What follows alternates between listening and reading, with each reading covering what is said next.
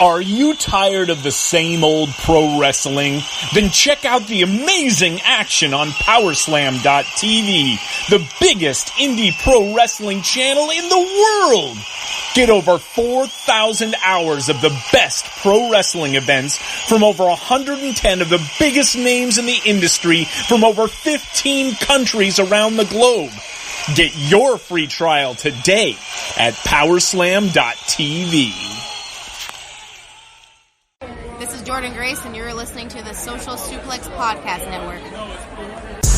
BWB, this is One Nation Radio. You better get it right. Rich Latta, James Boyd came to give them life. The Blackest Wrestling Podcast has come to kick all ass and drop it 6 feet if they kicking trash. Word, let me welcome y'all to something different. And if you dig it, man, you should let some friends listen. We be getting it in, this on the regular, dude. Ravish and flow, but this shit rule. See, James don't rap, so I had to break it down. The whole network, man, we coming for the crown. Raps in the columns, I keep them both covered. Making the beats too, so the listeners can bump it. Hit us with the rating, yeah, I'm saying it's a 5. Before you hit it, talk, bob your head side to side. It's One Nation Radio, and this is the beginning. It's Rich, and I'm here with James. It's time to listen to One Nation. You got to unleash the power of the pyramid. This is Mike Sempervive from WrestlingObserver.com. Check me out on Wrestling Observer Live every day. And also check out your boys, Rich and James, on One Nation Radio. This is Kenny Omega. We're listening to One Nation Radio. Check it out, guys. These guys know what's up. Big Kenny Omega fans, and that's all that counts to me. Goodbye and good night.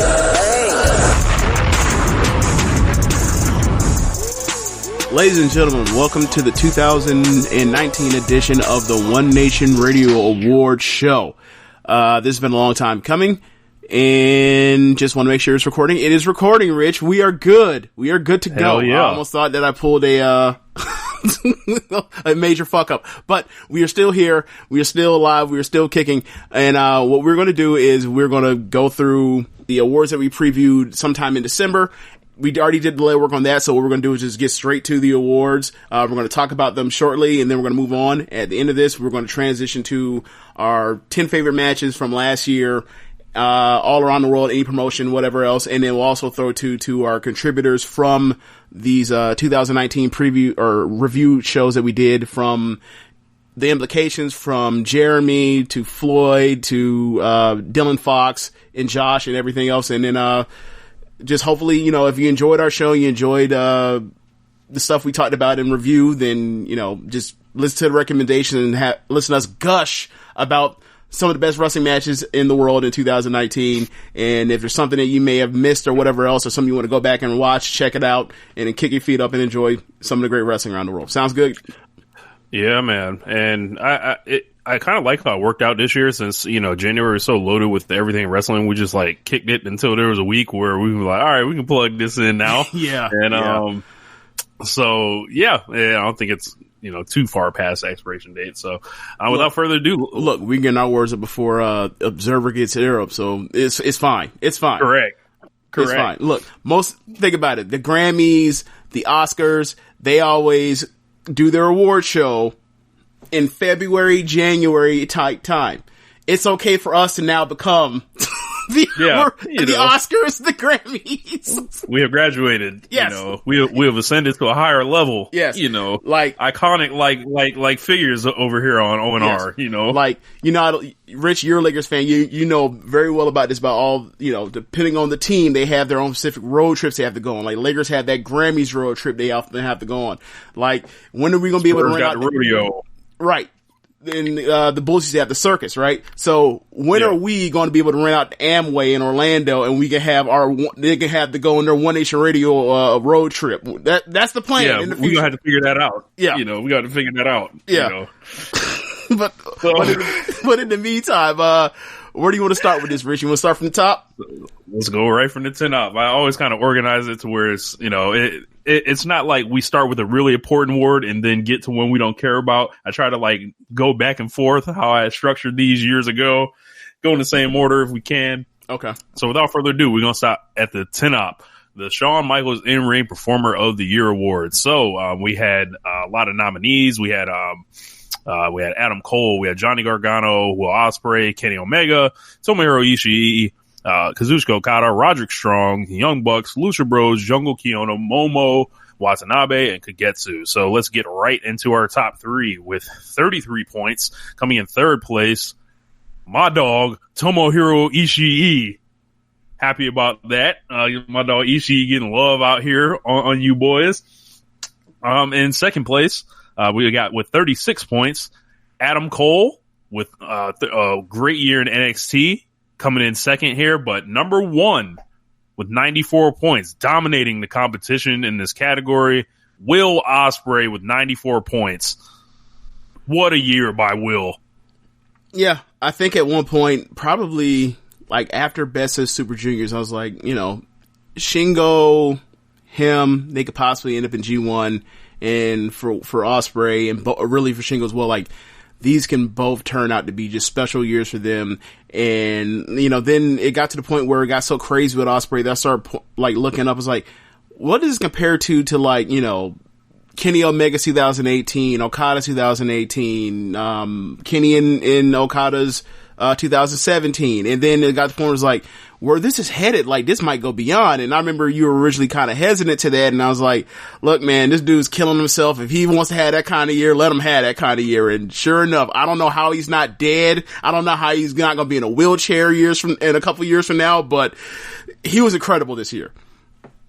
Yeah, just absolutely breakneck work, literally, from Ospreay, almost. And, you know, every single big tournament, he had the most unique opportunity to wrestle in the junior heavyweight division and the heavyweight division, which, you know, that's like you get all the opponents that way. So you can't really like Super J Cup as well. They let's make a tournament to make sure that Will has this all time year.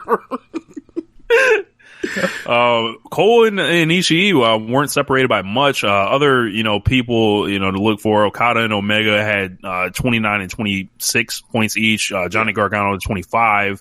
Everything else, everyone else other than that is pretty much just eating up up points. Yeah, like we're going to get to it, talk about it later, but I'll save it. But the Gargano thing is just amazing to me. It's just really amazing. He got 25 points on, and he did so little wrestling compared to his contemporaries. Like, that's how great his matches were when he had the time to actually wrestle before, besides being like on the sideline.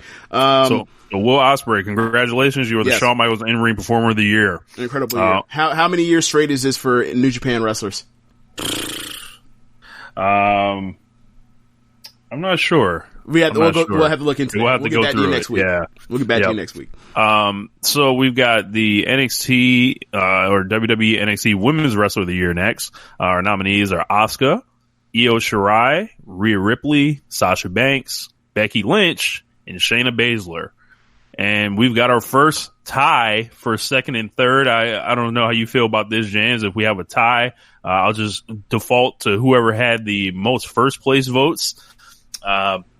So yeah, that's fine with me. In third place, Rhea Ripley with 54 points. In second place, also with 54 points, but 36 first place votes. We've got Becky Lynch, and number one, the Queen of the Sky, with 76 points, Io Shirai. Yeah, it's been quite a year for Io. She had one of the greatest in-ring performers, one of the greatest in-ring years from any woman in WWE history. It's at worst number 4. You have Charlotte's 2018. You have Sasha's 2015 and 16, and you have this year. Just incredible work. And they spotlighted her in a way to let you know that like this woman can do anything.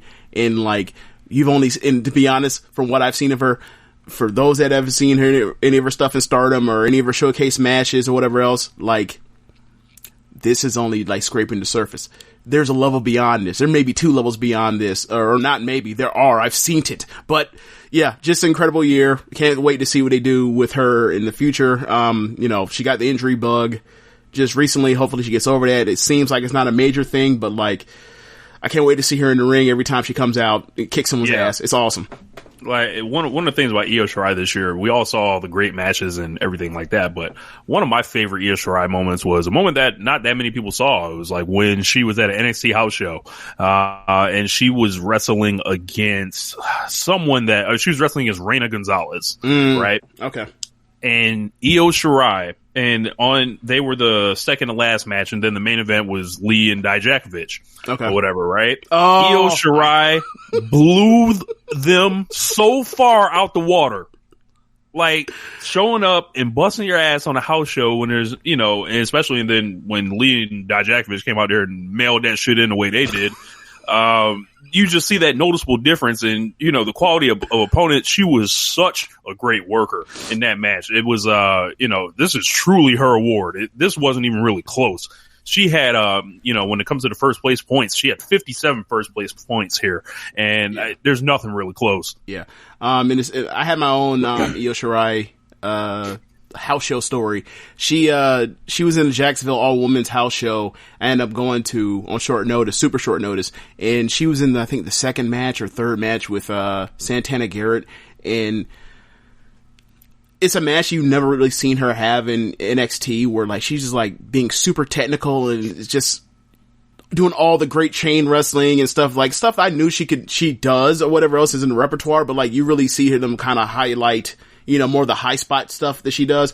And she was just like, she's a fucking surgeon. It's like, this woman can do literally anything. Like, literally anything. Like, eventually, I don't think they're gonna have it, but eventually, like, she's gonna have some type of, like, flat out fighting, brawling war with someone, and, like, people are gonna be shocked that she's that good at it. Like, no, that woman, when she wants to, can be super violent. It will do anything. She don't care.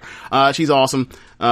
She's so deserving of the award. Let's just move on because I can go another 10 minutes talking about how awesome Io is. Yeah, Rhea and Becky finished with the same like kind of exact points. So kind of funny to see how Becky Lynch kind of has come back to earth, like critically at least this year, as compared to her breakout year. And then this is the year she was like on top a lot of the year. And then I guess that Rhea Ripley thing went over well in the hearts and minds of everyone towards the end of the year. Oh yeah, like I don't even think from the perspective of how well it's helped her as making her star rise or whatever else, but like it was the right person at the right time for the person they wanted, for the right, champion that people just wanted to fuck out of there and off the belt. And like that definitely helped in the way they pushed her. Like nobody's going to be like, nah, this is over pushing or whatever else. They're like, look, man, we need anybody and get this belt off of Shannon Bates. She can get the fuck on. We're tired of this. It's been a year and a half or 2 years, whatever the fuck. So yeah, like just her save it. Not to say like Shannon had some bad year. If I believe right, she finished fourth in this thing. Yeah, she finished fourth, right. And rightfully so. Like but it's just it was time for a change, and she was that change, and people were like, yes, please change us. So yeah. So up next we have our WWE/NXT Wrestler of the Year. Up first, Io Shirai, Johnny Gargano, Roderick Strong, Adam Cole, Daniel Bryan, Keith Lee, Rey Mysterio, and Pete Dunne, who just looks like he shouldn't even been on there. But let's go to our top three. And Io Shirai just misses the top three in this one here. So, yes. With 31 points. So in third place with 38 points, Johnny Gargano. Go ahead. In second place with 69 points, and this was a dog fight. Yeah. I thought Daniel Bryan was going to run Adam Cole down. 69 points, second place, Daniel Bryan. But number one with 74 points, Adam Cole, baby. So yeah, he deserved it. He was awesome this year. I mean, he had the best feud in the company this year. He had more good matches than anyone else. And he was awesome. He wrestled through injury throughout the whole last third of the year. He was just great. Yeah, I think if Cole didn't win this and Daniel Bryan had ran him down, I'd be like, I don't know, right. Because there were long portions of the year where they just, for whatever reason, they'll just take Daniel Bryan off TV and not let him do nothing or whatever. But this was easily Cole's. I think you start talking about the year of Undisputed Era, the feuds with Gargano, the matches that he got the takeover, the takeover TV matches he was having. Yeah, exactly. All that. It's pretty much his year. He got a different role and was like, I'll jump up a level higher here. Yeah. I like to make special note that like Johnny Gargano finished third. It was a distant third, but he finished third on this thing, and he wrestled 15 matches on TV all year. That's the level of quality of match he was having with people when he was in the ring. Like, we don't know what his injury situation is, whatever else, but like that dude had one of those, high quality, super high batting average type of years. It just didn't get enough plate appearances. Yeah, and you just start looking at the rest of the landscape. Like, he shows up a little bit more. Maybe he's a little higher. Like, no, he probably is. He probably is. So, congratulations to Adam Cole for winning the WWE Wrestler of the Year. I would have never. Right. Like, I mean, I will say this: had you known that like Ricochet was going to end up on the main roster by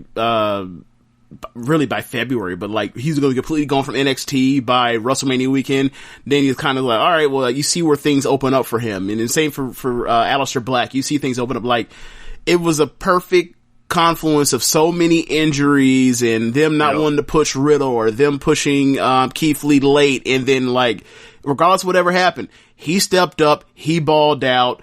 Congratulations to him. He helped hold up this promotion and this company from an in-ring standpoint, along with him and Roddy Strong or whatever else. Like, I don't know what WWE's like match quality looks like with an Undisputed Era this year. I really don't. I shudder to think. It's already blistered. Like the landscape is already barren with them. So without them, good God. So up next, we have our New Japan Wrestler of the Year. So our nominees: 1, Will Ospreay; Kazuchika Okada; Hiroshi Tanahashi; Tomohiro Ishii; Jay White; Kota Ibushi; Shingo Takagi; and Tetsuya Naito. So, before we get to, our top 3, I would just like to make note, finishing tied for last.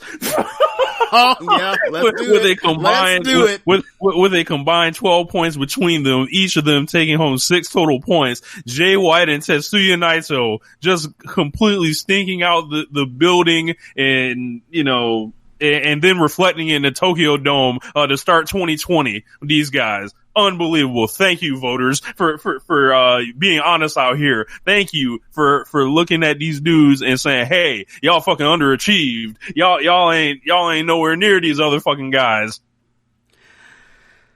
Look, you look at what happened on that last night of B Block between, you have Shingo and Goto. And Shingo and Goto go out there and they just completely like outperform what eventually we get later in that night in that main event between Jay White and Naito. And like, that is very symbolic of the years that both of them had. Like, they're top 5, top 6 guys in the company.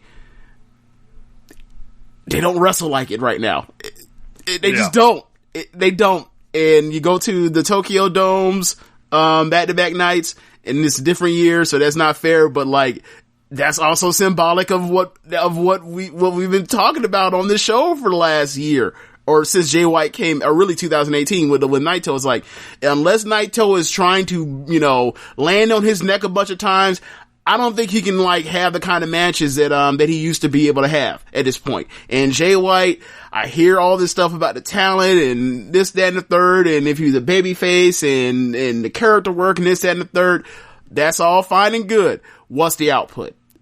Like, we do the same thing we talk about guys on the main roster when it comes to like AJ or Seth or Daniel Bryan or Roman Reigns or whoever else. Randy Orton, the talent, that's great. What's the output? Like, I don't care what he looks like, when he swings a baseball bat. Does he get on base? Yes or no at this point? So they get on base, just not compared to the other guys. And look, there is something to be said about star quality, whatever else, and charisma, and Naito possesses that in spades. But this, One Nation Radio really focuses on like the in-ring, effect on the wrestling more than the other stuff. Like, the whole thing is like, end of the day, whatever you're selling to promote a match, at the end of the day, the payoff is what? The match.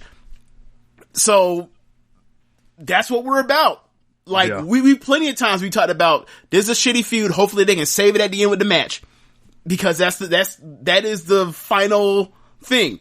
Right? That's the epic conclusion. That is the climax of whatever we're watching. That's what it's all set up for. So without they can further do whatever ado, they want to. If they fuck it up like they do, they do. All right, we're done with the rant. I'm sorry about ranting on Jay White and Naito. Let's move on and talk about the actual winners of this shit. Yeah. So in third place, the reverse Tetsuya Naito, Tomohiro Ishii, with 34 points. Shouts out to my dog Ishii.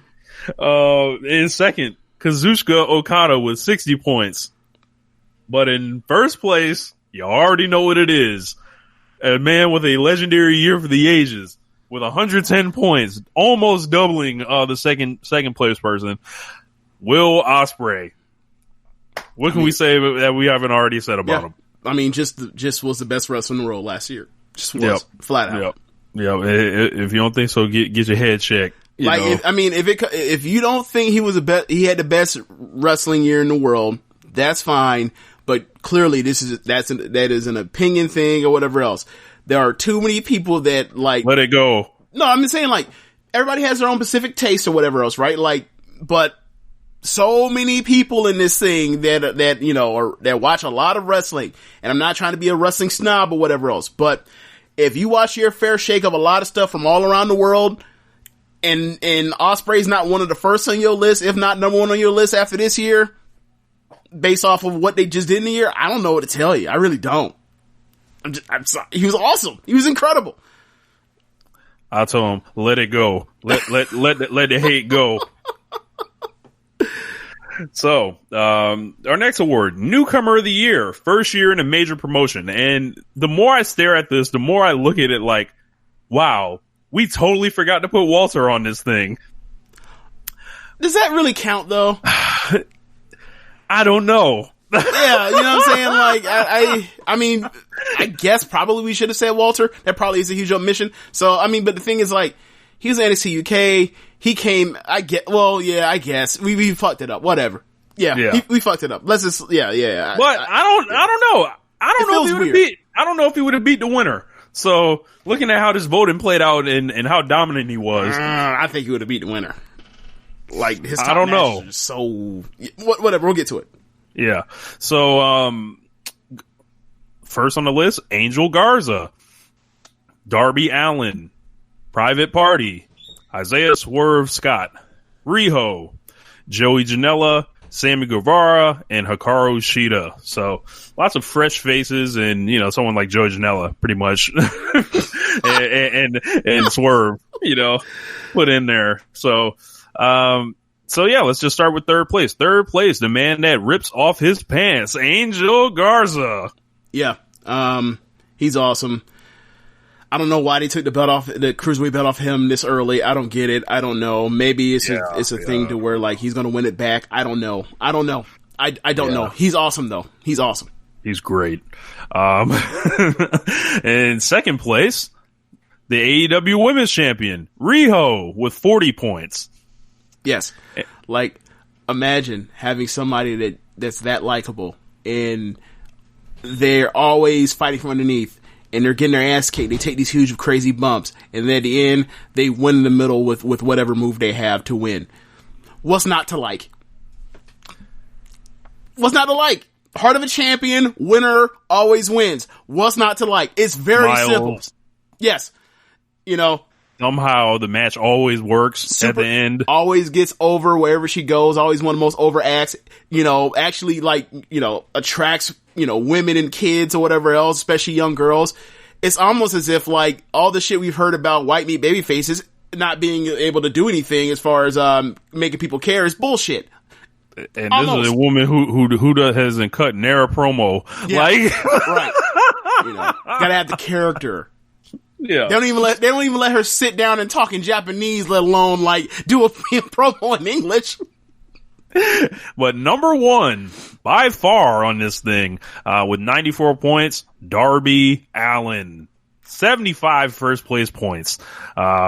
This guy, it's almost like you see someone grow from like, it's like you're in the ground floor of like, like watching like a future legend, like it seems like. And, the like, day he wins the championship is going to be a very happy day for a lot of people, but there's like a lot of like new people that are around, and it was so important that they were able to get him out of that Evolve pipeline. And this guy had like a different vision for himself, and he was incredible, and he's going to continue to be one of the major stars of wrestling in the future.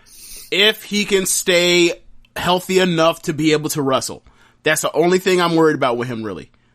Like, we'll see about the promo thing. You don't have to be the greatest promo of all time to stay over and draw money. We've seen people not be great promos and draw, right? Like, Undertaker's one of the perfect examples of someone that wasn't a great promo or at first and became somebody. But besides that point and the spookiness or the quote unquote different character he has, he comes out, he wrestles his ass off. He does death-defying stuff. Like, there's a lot of Jeff Hardy elements in there. Like, and he's super young. Like, I can't, like, aren't you interested to see what, like, him and Guevara are going to do for, like, the next 5 years, decade? Yes.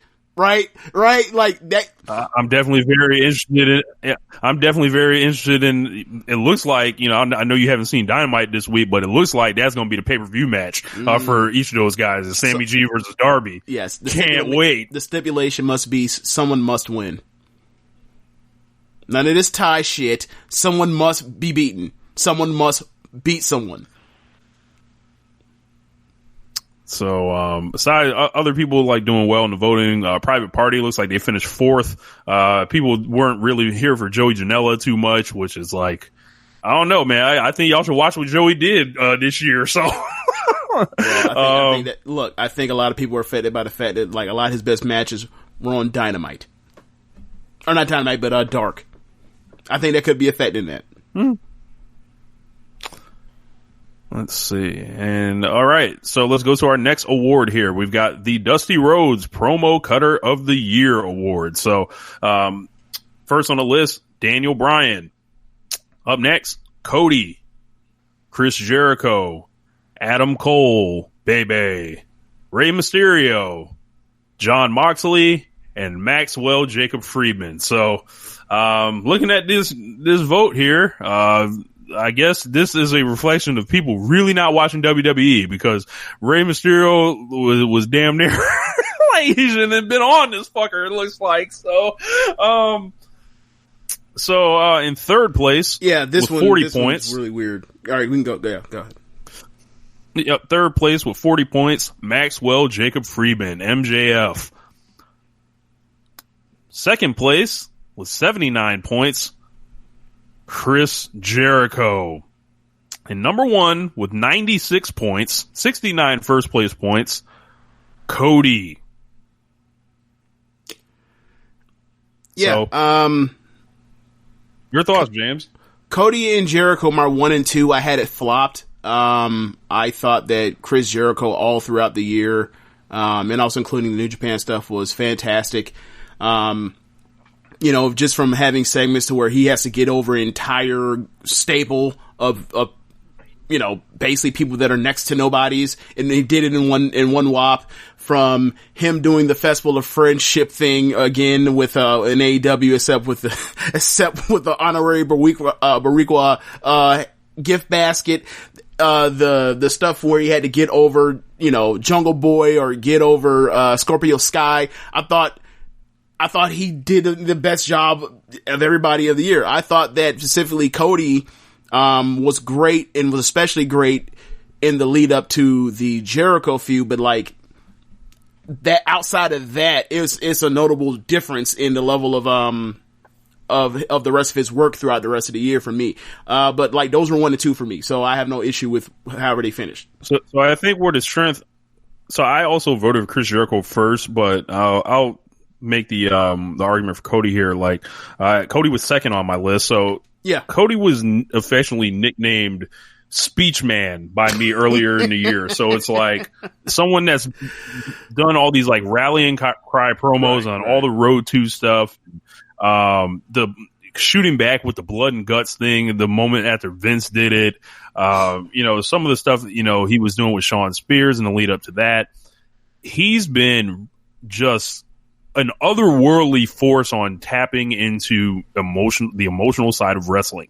And that promo where he was like, where he basically was, the Ellis Island promo is just really fucking great. Like, and I think people really got, they got swept up in it, and that's why he ended up winning. Yeah. I mean, it was one or two for me were those two guys, so I have no real issue. I'm just explaining my rationale for why I went with Jericho instead of Cody. Yeah, but Jericho was on some other shit, like another career renaissance, and so up next, AEW Wrestler of the Year, which will continue to get more interesting from here. One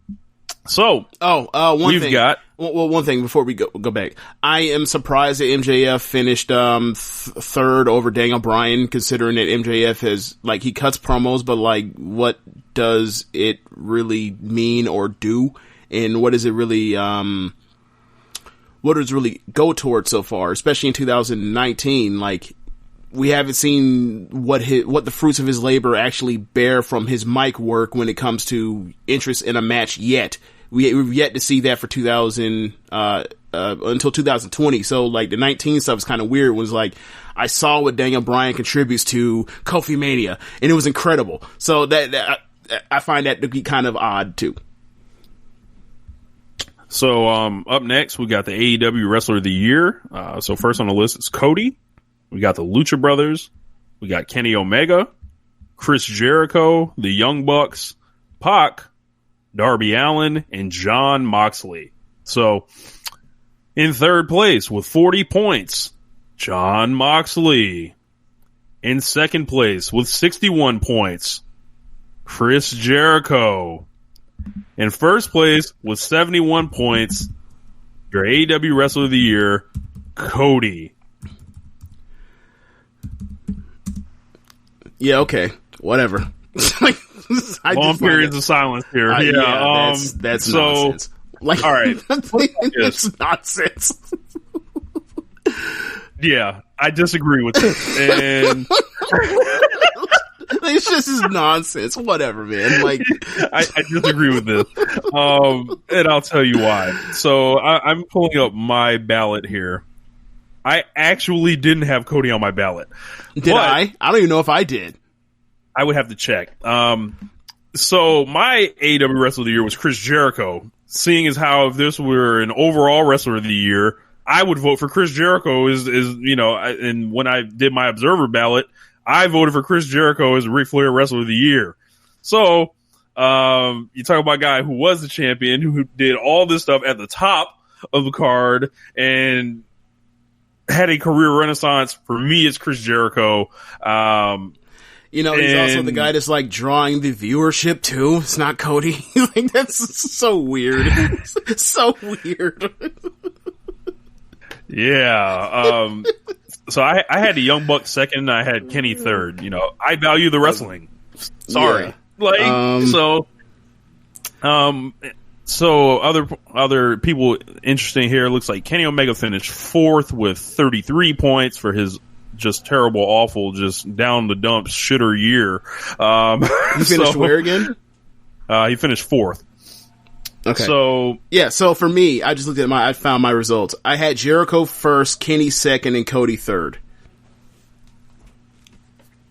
Yeah. So congratulations to Cody for winning the AEW Wrestler of the Year. Yeah. Whatever. Like, whatever.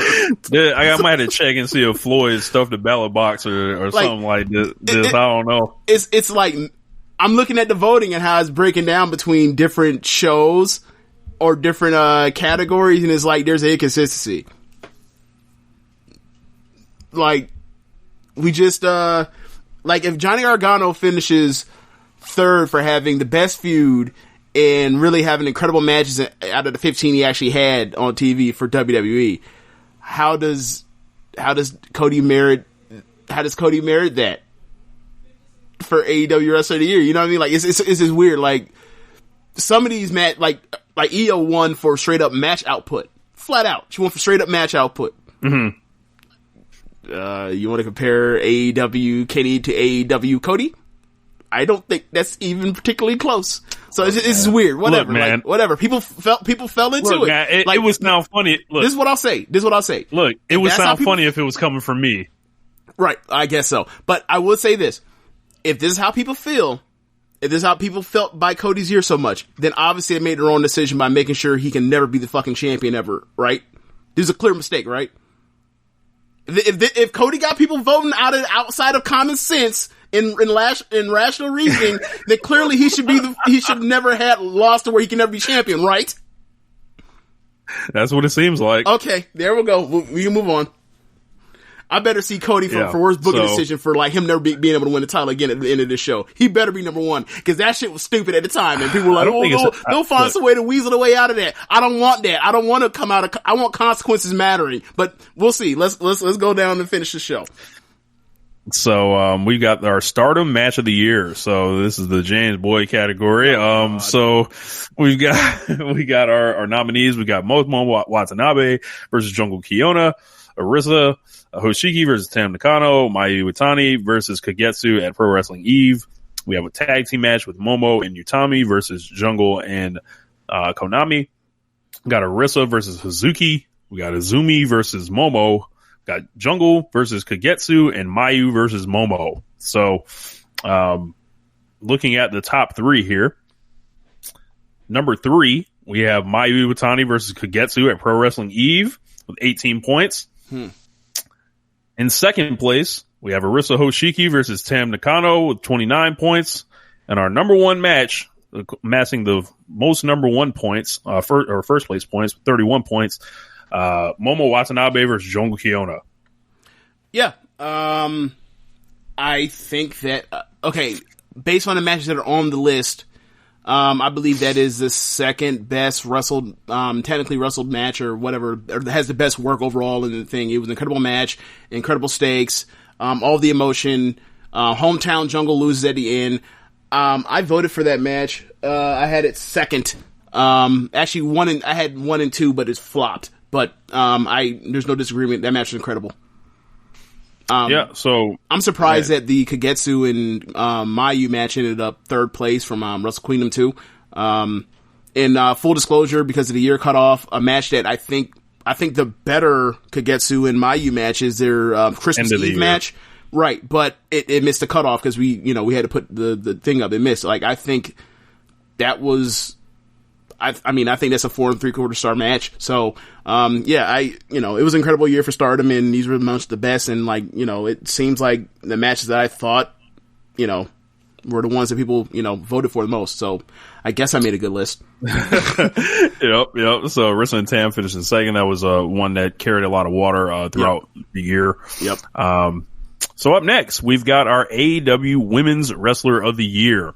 So, coming through on category here, beginning with Hikaru Shida, Nyla Rose, Chris Statlander, Emi Sakura, Britt Baker, and Riho. So, in third place, with 33 points, Chris Statlander. In second place, with 61 points, Hikaru Shida.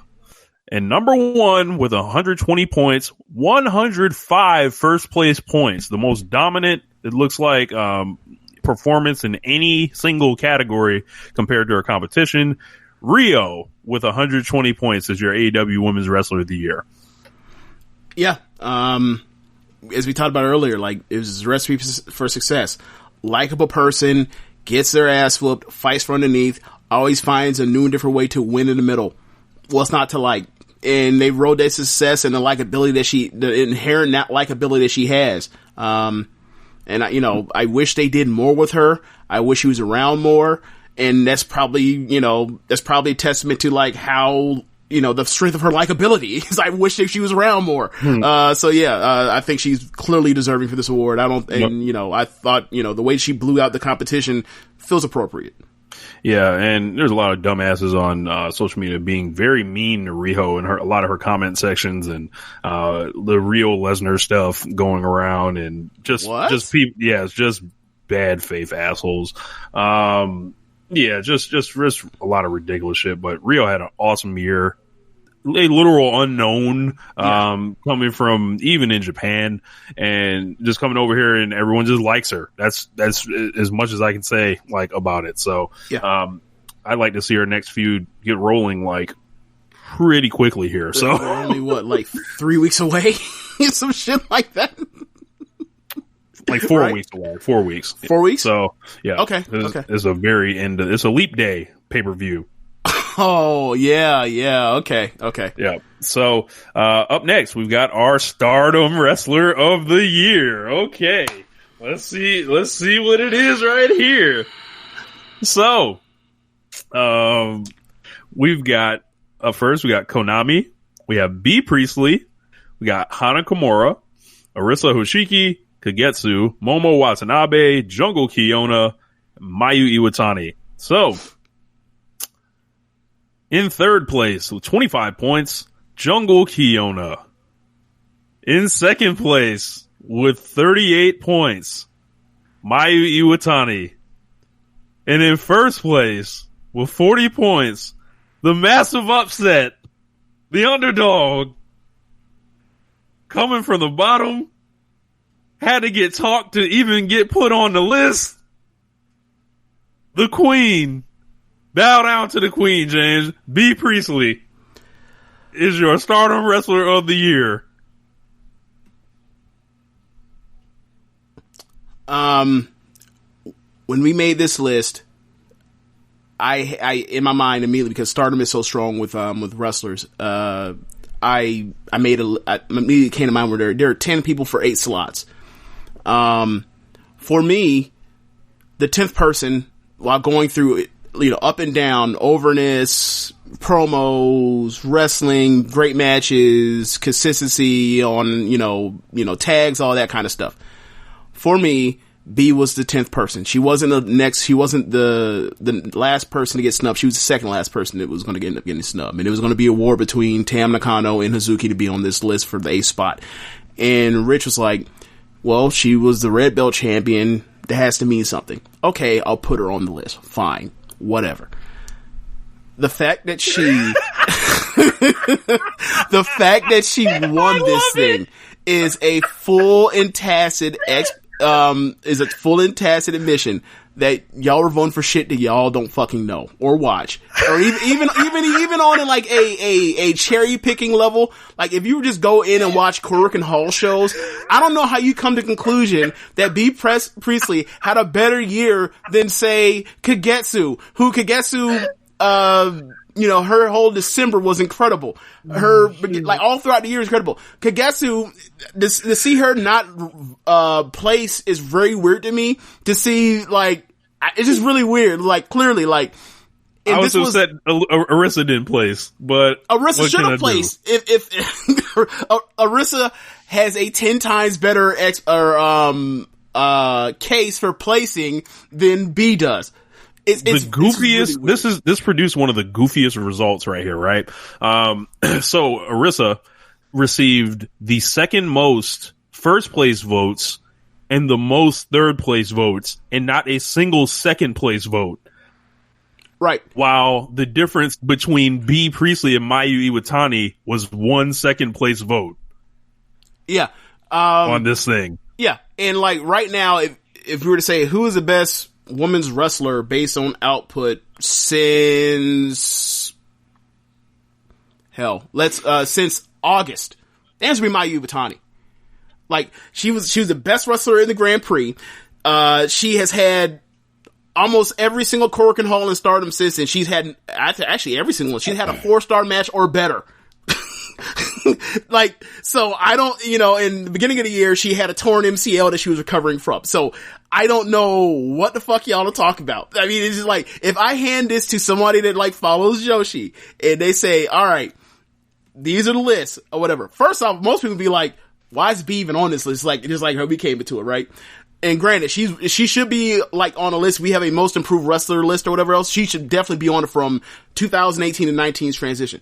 But she has improved to be in the middle of the pack in Stardom, and that's definitely a jump up for her. She's someone that vacillates on the line between a good wrestler and a very good wrestler, and like she is very consistent compared to say an Arisa. Like she's a lot more consistent. Like she pops in tags and all that kind of stuff. But no, this is foolishness. It's flat out foolishness.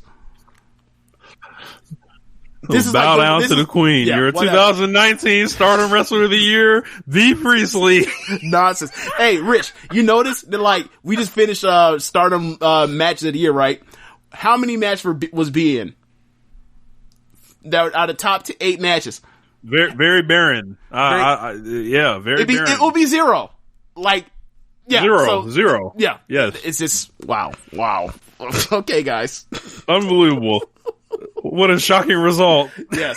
It's almost as if people just vote, like, it's almost as if, like, we have a bunch of, like, Americans, and they know of, B. Priestley through AEW, and that's it. And they said, oh, this is a name I know. I don't know anybody else. Let me just vote on it, even though you didn't have to vote on this. This is the most omitted, thing is, right on our, answer on our thing, right? And they still fucked it up. Congratulations, guys. Bro, this category was so funny when I was like counting it up. Oh my God, I was dying laughing. So up next, our Bret Hart, Stone Cold Steve Austin feud of the year. So we've got a tie for third place in this one, but I will go through the nominees here. Daniel Bryan versus Kofi Kingston, Kota Ibushi versus Tetsuya Naito, Kazuchika Okada versus Sonata, Tam Nakano versus Arisa Hoshiki, the Young Bucks versus the Lucha Brothers, Jungle Kiona versus Momo Watanabe, Adam Cole versus Johnny Gargano, and Chris Jericho versus Cody. So we got a tie for third here. So we're going to keep the one with the more first place votes here. So Chris Jericho and Cody, you can get in the fucking bin. Our third place, Adam Cole versus Johnny Gargano with 46 points. Mind you, Jericho and Cody also had 46 points. Second place, we got the Young Bucks versus Lucha Brothers with 48 points. And number one with 69 points, 45 first place points. Pretty dominant there. Daniel Bryan versus Kofi Kingston.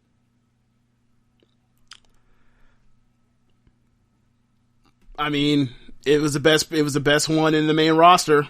And it's always one of all-time best, single night or single, shot, presentations in WWE history.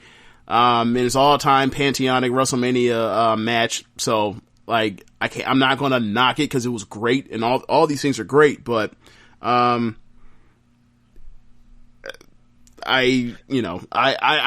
think there were other things that I liked more, and I guess this comes down to personal opinion. But look, the Kofi and Daniel Bryan thing, by the end of that match, did stuff to people that I don't think many other matches did, to be honest with you. So, I can see why people vote for it, so I ain't gonna knock it. I just disagree.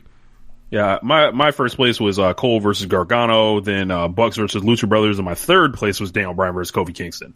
Yeah, let me see what mine was. All right, I'm getting to it. So, I skipped past. Oh yeah, mine was. I had Kofi and Daniel Bryan second, and then I had and I had the Cole Gargano one, and then I ended up having Young Bucks and Lucha Bros third. So I even had a second. That's how highly I thought of it. So I'm not knocking it. I just disagree. Yeah. All right. So congratulations to Daniel Bryan, Kofi Kingston. So our next award here, a little bit change of pace. More on the fun side here. We have the Macho Man Randy Savage Best Dressed / Ring Gear Award. James, is it time to rename the award? Let's see. So let's go through our nominees. We start with Sasha Banks, Mayu Iwatani, Kagetsu, Will Ospreay, Hiroshi Tanahashi, Cody, Johnny Gargano, and Hikaru Shida. So, in third place, with 43 points, the American Nightmare, Cody. Always looks expensive when he comes out. In second place, with 51 points. A shock, I might add, here. I did not expect this at all. The 42-year-old ace showing up. My dog, Hiroshi Tanahashi, with 51 points here. But number one, the Michael Jordan of the microphone, just the best dress, consistently getting the award that she should have gotten last year when y'all robbed her with Velveteen Dream and all that cosplay shit. The boss, Sasha Banks, with 79 points, 60 first place points here. Yeah, imagine having someone dressed like a star like that and have someone that wrestles like that, and then you don't want to use them. Just incredible, ain't it?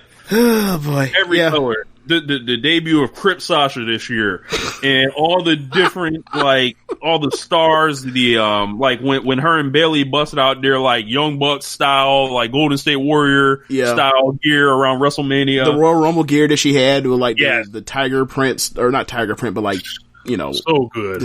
She's always good. dressed like a star. Always. Every Sasha Banks gear you can find in 2019 was all time great. And you know what I'm looking forward to seeing, and I think we probably shortchanged her on this, but next year I think it's gonna be rectified.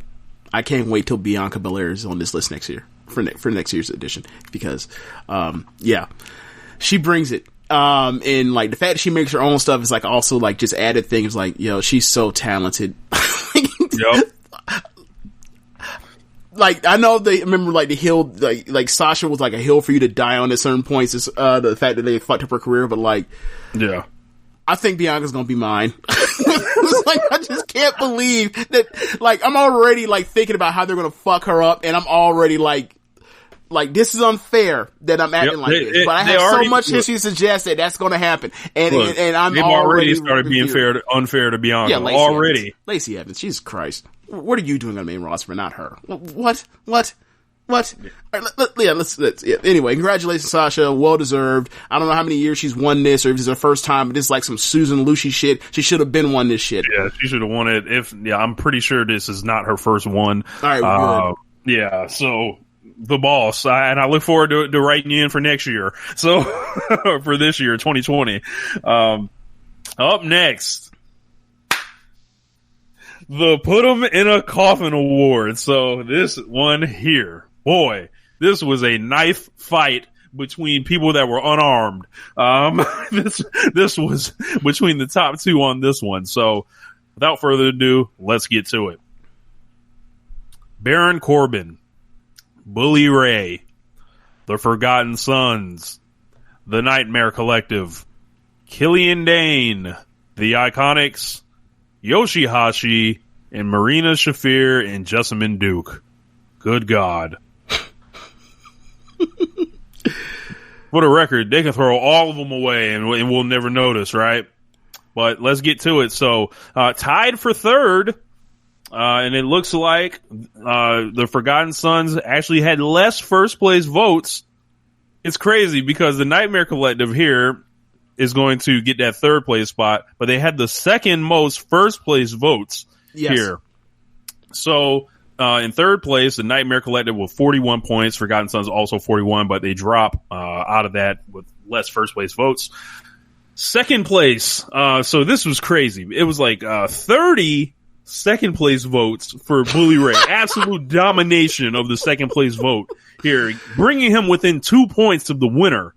So Bully Ray finishes with 65 points, but the winner, your standard bearer for ineptitude, your just the ace of inadequacy, Baron Corbin with 67 points, 45 first place votes. They put him on top as a main eventer. They gave him another new gimmick. They let him retire Kurt Angle, and he never somehow has enough heat. It's never enough, James. Yeah. So is this back to back for him? It's gotta be. For Put Him in a Coffin? It's gotta be. Yeah. So I guess congratulations on that. It's like he went through the coffin that we put him in last year and fell into another one this year. Like he's just like Inception. He's just falling to a lower level. The crazy part is the award is based on someone that needs to go away or start over. And he got a new gimmick with the King Corbin shit. And this one was also the worst in professional wrestling apparently. Like, he's about to become like the new Kane. It's horrible, bro. Or like Kane used to always have like the worst feuds every year. Oh my God. It's just awful. Congratulations on that. Like, Vince McMahon like loves having him some terrible shit for big men to do. Congratulations. It's awful, man. And Bully Ray, ROH don't even get covered on this show. People just knew what it was. Putting him on there, and he almost stole this shit and won. Yeah, so, almost came out the back door with it. Yeah, unbelievable. Like, just know you sorry. You know, go be a fan, Bully Ray. Yeah. I think it's real special what like Nightmare Collective did for them to like only exist since like September. Like, so they got a third place vote after like only 3 months of a year. That's how, you know, whatever the fuck you want to call that, this was. So congratulations on that too, guys.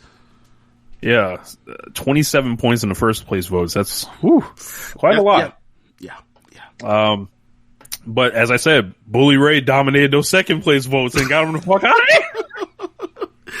Yeah. So it almost seems like if you were voting for Baron Corbin number 1, Bully Ray was number 2 for you. Like, seems no question. Yeah. So up next, our most disappointing award. General disappointment, you know, bad booking, just, you know, something that's just like kind of a failure or whatever. So up first, we've got our Hell in a Cell pay-per-view. My God, just all-time trash on a pay-per-view. Seth Rollins, face of WWE. That right there. Boy. The Becky, Ronda, and Charlotte feud for WrestleMania 35. I think that... Yeah, go ahead. The ROH side of the G1 Supercard. Just trash. The WWE main roster great match output. AJ Styles is the U.S. champion, which I'm going to lose my mind on in just a minute, James. The AEW women's division. And Kofi Kingston's WWE title reign. Before we get to anything, AJ Styles managed to only get 4 points on this for that U.S. title reign that he just gave us, right? And they were third place votes. Yeah. He escaped because that shit was horrible. This shit was way worse than, you know, it looks like in the voting. This was him blowing bit match after match, just horrible output layouts, burying Ricochet, Cedric Alexander, Humberto Carrillo, not producing anything above 3 stars with them. Just an all-time buffoon of a title reign. Just awful. Washed. Get him the fuck out of here. Don't want to see him. Go to hell. But we've got a lot. Yeah, I just think that like there's so many other things that are so much more pressing and like disturbing and like upsetting for a wrestling fan than some mid-card title on Raw. Like, I'm so, like, like, the AEW women's division is so much more of a thing that should be bothering people than AJ Styles having a bad title reign. I'm sorry, like, whatever, like, and, like, compared to the Kofi title reign, like, they're kind of the same, except Kofi is the US fucking, or the world champion on a brand, and it was, like, the same shit. Or actually, the Kofi shit was worse, but whatever. It's crazy, because I feel like if we would have gave Kofi AJ's opponents and we gave AJ Kofi's opponents, that's how it should have went.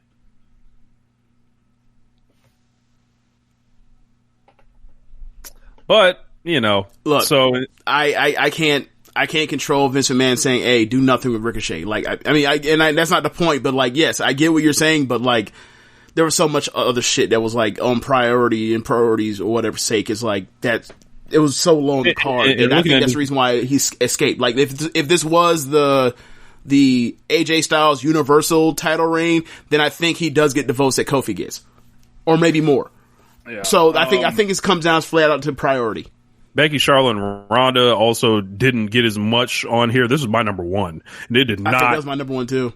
This did not get like what y'all thought. Nothing was wrong with this. Like, no, I think it's people. You know, time passed and people are like, you know, time passed. Like, people had time to get over whatever they were furious about or whatever else. All right, so let's go. Third place here. No, actually, I take it back. My number one was WWE Great Match Output. That was number one, and like, because that was like the wholly encompassing the whole entire company. And then number two was for me was Becky and Ronda and Charlotte. But yeah, whatever. So third place with 42 points, the ROH side of the G1 Supercard. My God, just all time horrible, bad booking, wrestle crap. Any word you want to describe it, from the women's title match to the world title match, just all of them in between. Like New Japan goes out there and they put on their side of the thing, like a, something, their top whatever matches, like match, probably like a Dominion or whatever else. And then the Ring of Honor side, just like the absolute zero professional wrestling. And it's like, these are two totally different companies doing two totally different things, but they both doing the same thing with professional wrestling. What the fuck is going on? And like, so glaring. Like, I don't know how Gato doesn't watch what they're all doing, and then like on Madison Square Garden and be like, why the fuck do we have a relationship with these people? For what? Why? Yeah. I mean, what do we have? Will Ospreay versus Jeff Cobb in the Dragon Lee Bandito in, was it not Taiji Ishimori, was it? Yeah. Taiji Ishimori 3-way. Like, those are the only thing that involved anybody in Ring of Honor that was like worth it, that was good or worth a damn in Ring. Look, and them dudes had just been signed like 3 months before that, so it wasn't like they had no long time Ring of Honor. Right. Cobb had been working in New Japan for years, right. But at that point, and Bandito was like fresh off the Indies, so it's like. Right. And then like I explained, like, they got Mai Iwatani with the torn MCL or whatever wrestling with Kelly Klein, and she can't get a 3-star match out of this woman. And then like as soon as she comes back to Japan, she becomes the best women's wrestler in the world. Like since August, like, it's fucking hilarious. It's like, once we get away from you, I just take the fuck off. It's so funny. So number 2 with 46 points, 31st place points, the Hell in a Cell pay-per-view. Which, if you want to relive us absolutely brutalizing and burying a company for a show, check out the archives on that one. This show was trash. This main event was worse than trash. This was an insult to the human eye. This was just like WWE and Vince McMahon literally should have just mooned the screen instead for 20 minutes rather than showing us that main event. It was almost like the Bizarro version of like the perfect pay-per-view, to where like the first 40 minutes were great. Bizarro version. Like the first 40 minutes were great. And then like the next preceding, 3 hours or 3 hours and 20 minutes, whatever it was like, it got progressively worse and worse and worse. And then it finished with like an all-time bad match. And it's like in the Bizarro world, opposite world, like, opposite world, that's one of the greatest pay-per-views ever. It's like, oh yeah, it started out slow in the first 40 minutes, and like it was a bunch of great action, and then it ended one of the greatest matches ever. Like the super thumbs up pay-per-view of the year. This was the opposite of it. It was like the reverse Dominion, yes. 2018. Like, ooh, good point. Yeah, good point. Yeah, wild, really wild, man. Unbelievable. But number 1, the most disappointing, with 60 points, 36 first place points, Seth Rollins, face of WWE. It went bad for him in the ring. It went bad for him out of the ring. It went worse for him outside of the ring. Yes, I had to pull that line out. How do you get engaged to Becky Lynch in 2019 is also the worst year for you outside of the ring? How does that make sense? What? Bro. Just, when you talk about someone inserting their foot in their mouth, flopping as a top star, a draw, a main eventer, a champion, all that in one. One of the worst top champions ever. Rich. People can bring up Shawn Michaels in the 90s if they want. I'll take Shawn Michaels in the 90s any fucking day over Seth Rollins, who's never had a history of drawing a number anywhere. Yeah. Like, You know, like, even if Shawn wasn't necessarily the top draw, the way that, like, the traditional standard of what champions were in that time, he was going out there and having fucking banger after banger on pay-per-view. Yes. What? Seth had that AJ match, and what the fuck else? Right? Like, it was really bad. What I will say is, I just don't understand how this happened. Like, this went from somebody that seemed to have been like everything this company could have wanted from alright, like, he's somebody that we want, but he's also somebody that wrestles the way that y'all want. And they still managed to fuck this up. And a lot of that is because of his own doing. A lot of that is also because of, what they did with him, you know, as a champion after WrestleMania 35. Now, let's get to it. Let's get to the real part where that basically where this is like unavoidable. You can't even like just, you know, say, oh, you know, you had some bad luck. Hell in a Cell. So, in the feud with The Fiend. So, yesterday, a few of us in social Suplex thread were having a conversation about Dakota Kai and whether or not and what her talents merit in the hierarchy of the NXT Women's Division. And a lot of people felt like they got screwed out of a story that Triple H was never telling, but they were convinced that he was telling with they were going to Mayu Iwatani / Bayley Dakota Kai after she came up and got her ass whooped left and right and was scared to death of Shayna Baszler. And my response was, she was scared of Shayna Baszler. You can't get behind someone that is a coward, that is scared of the competition. No one's putting Auntie Sarah Del Rey and Uncle Hunter are not putting a gun to Dakota Kai's head and said, you must wrestle this woman, or it's either she's gonna kill you or we're gonna kill you. That was not what happened. This coward got in the ring and got her ass whooped. Why would I get behind somebody like that to reach the top? She's a fucking coward. Now, let's move on from there. Transition to the Seth Rollins thing. Seth Rollins was the champion of the universe, Rich. The one that's fighting and leading us, James. He beat the fucking 260-pound shoot fighter that does fake shoot stuff on the guys and make people like plates of pisses all the time. And he beat him, in 2 minutes at WrestleMania. He beat him in 15 minutes at SummerSlam and while fighting from underneath or whatever else.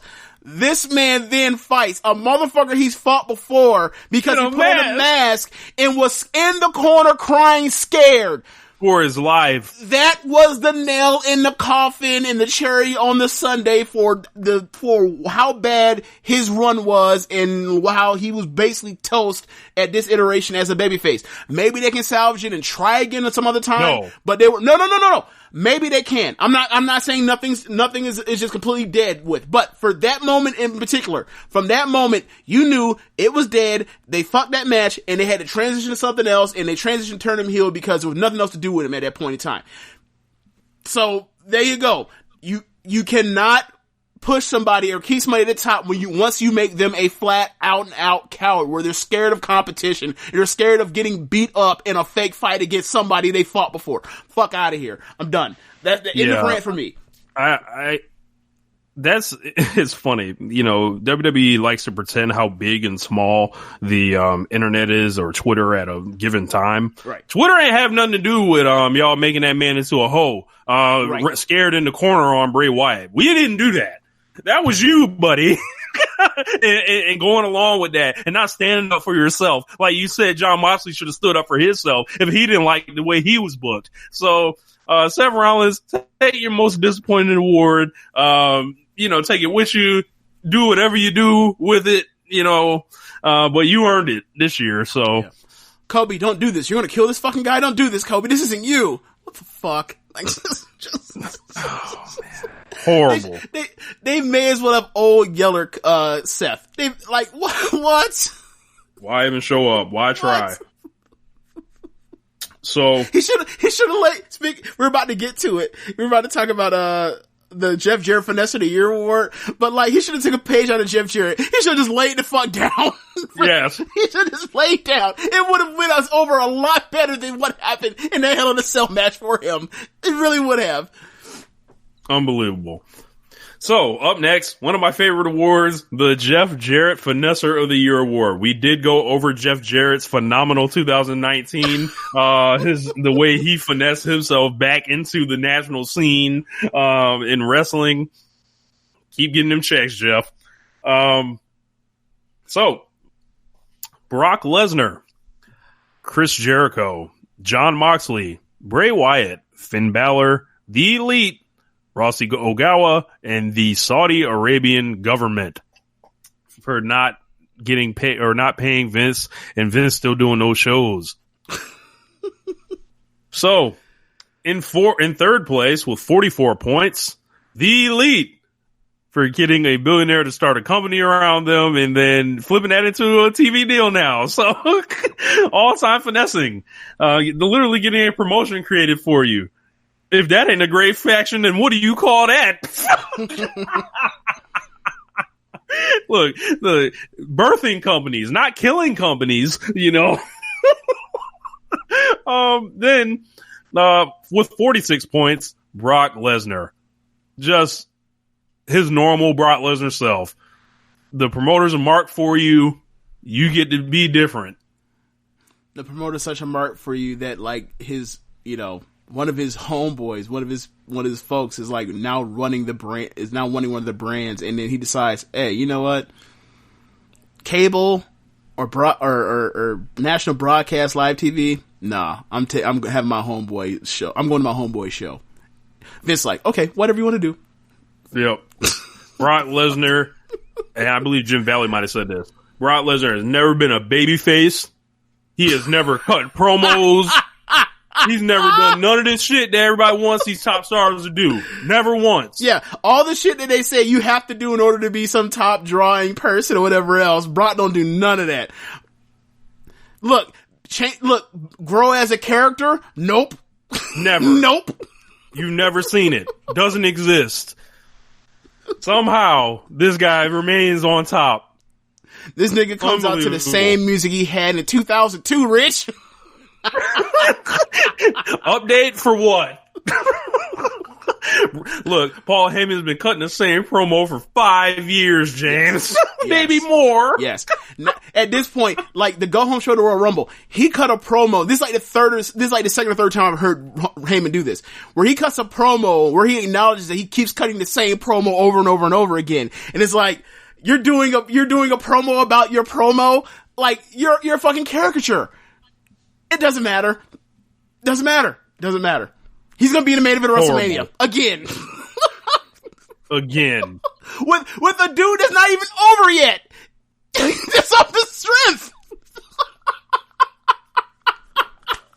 Bro, this man Brock, this is bigger than Hogan in the 90s, damn near. The only thing that I think Hogan in the 90s might have on him is like Hogan in the 90s had to get a ridiculous pay-per-view cut, like built into, if you sold this amount of pay-per-views, anything above that, I get this absurd percentage or whatever. Besides that, what I will say is Brock does a lot more than Hogan ever did in the ring when he's actually in the ring. So I get the parallels, but I'll stop short of that because Brock does a lot more than Hogan ever did. In WCW, having them negative star matches and shit. Boy. Look, Brock ain't never gave us no Hogan and Warrior. That's never happened. Oh no, that WrestleMania 34. Yikes. That ain't no negative star match though. Yikes. I'm sure I can find some awful Brock on that level. I don't think so. I really don't think we really could, but okay. So, number one, the Jeff Jarrett Finesser of the Year, the Saudi Arabian government. This one was kind of a surprise here on this 66 points, 45 first place points. I mean, if you can get Vince to completely, like, if you can tell him you're going to pay him this amount of money and then they got to bring all the ass all the way over to Saudi Arabia, wherever the hell that is, but it's real far. And then you like, I don't know. I think I'll just send you the check, like, when we send it, you know, so. But you coming back again though, right? Okay, cool. That's finessing. I wouldn't have thought about it like that, but maybe the voters were a little bit more woke than me on this one. But just looking at this category, we talked about it before, but I love this category. I mean, it Bray is super Wyatt. finesse. It's like, look, y'all showed up to some shit expecting $50 million from us, and y'all did it just off the strength. Like, the word. Yeah, like that is, trust. Yeah. So what Bray Wyatt got to do this year? Not have matches and then become the champion, essentially. Yeah. Jon Moxley completely like pull the wool, all-time great working of misdirection of the motherfucker when it's exactly what you think the whole time. Like, this man like really like like he wants to go continue his career, but he's gonna give you no sign of it. Chris Jericho, of course, multiple companies, main eventing on top, being the champion. He might have undervalued himself. Think about that. Yeah. How long is this deal? Do you know? 3 years.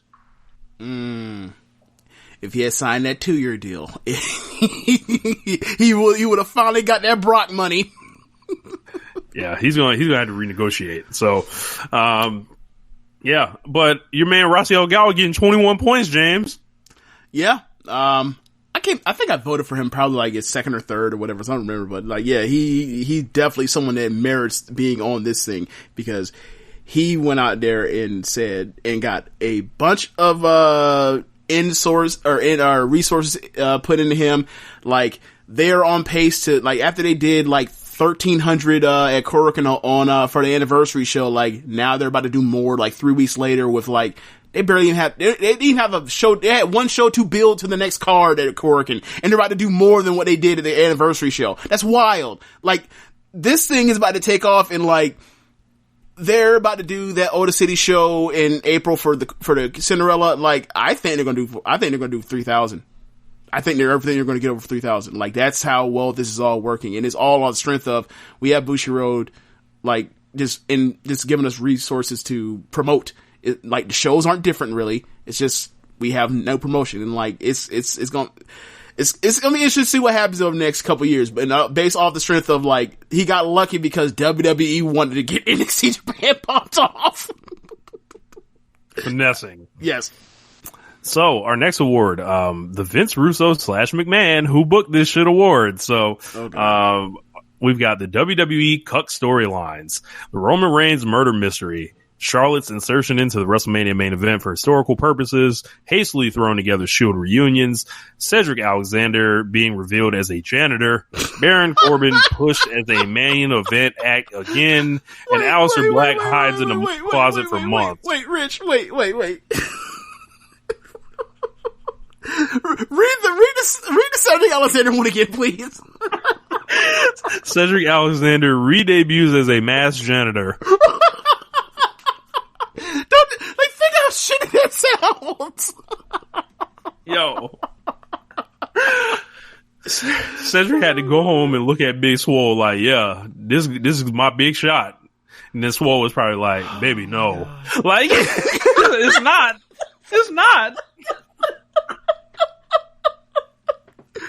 Oh my God. And like flash forward, right? Like, people like, people were so upset when we were like, I think it was Meltzer was like, yeah, they're done with him. They're done. And we were like, they're not done with him. They're not done with him. And like he's out here doing jobs for, who was it, Mojo Rawley? Riddick Moss. for fucking Riddick Ross of the Riddick regime or whatever, regiment or whatever else. And a dude that don't even make TV on NXT just comes in and he just jobs to him on main event. Not even on Raw, on the main event. He's done. Bad. He's totally done. Bad. Hope to see you in AEW, Cedric, but goddamn. See, look, yeah. So look, see what happens when you want to welcome Hogan back. See what happens. See what happens. So up next, we've got let's get to these top 3 voting. So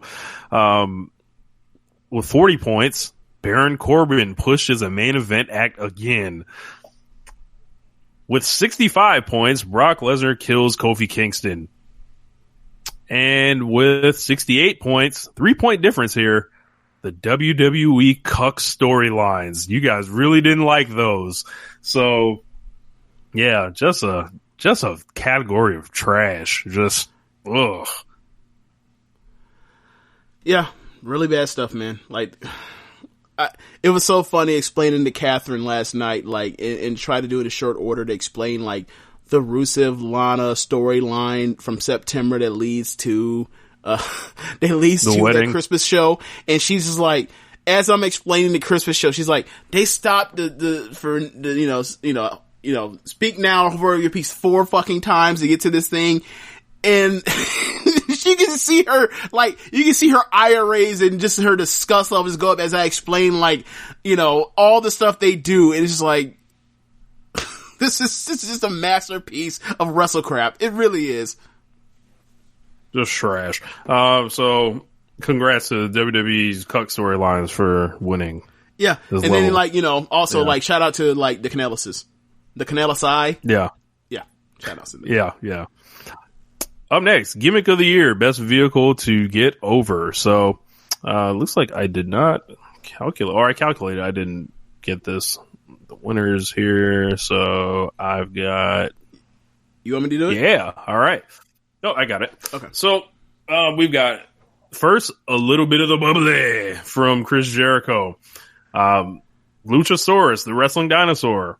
Orange Cassidy, being Orange Cassidy.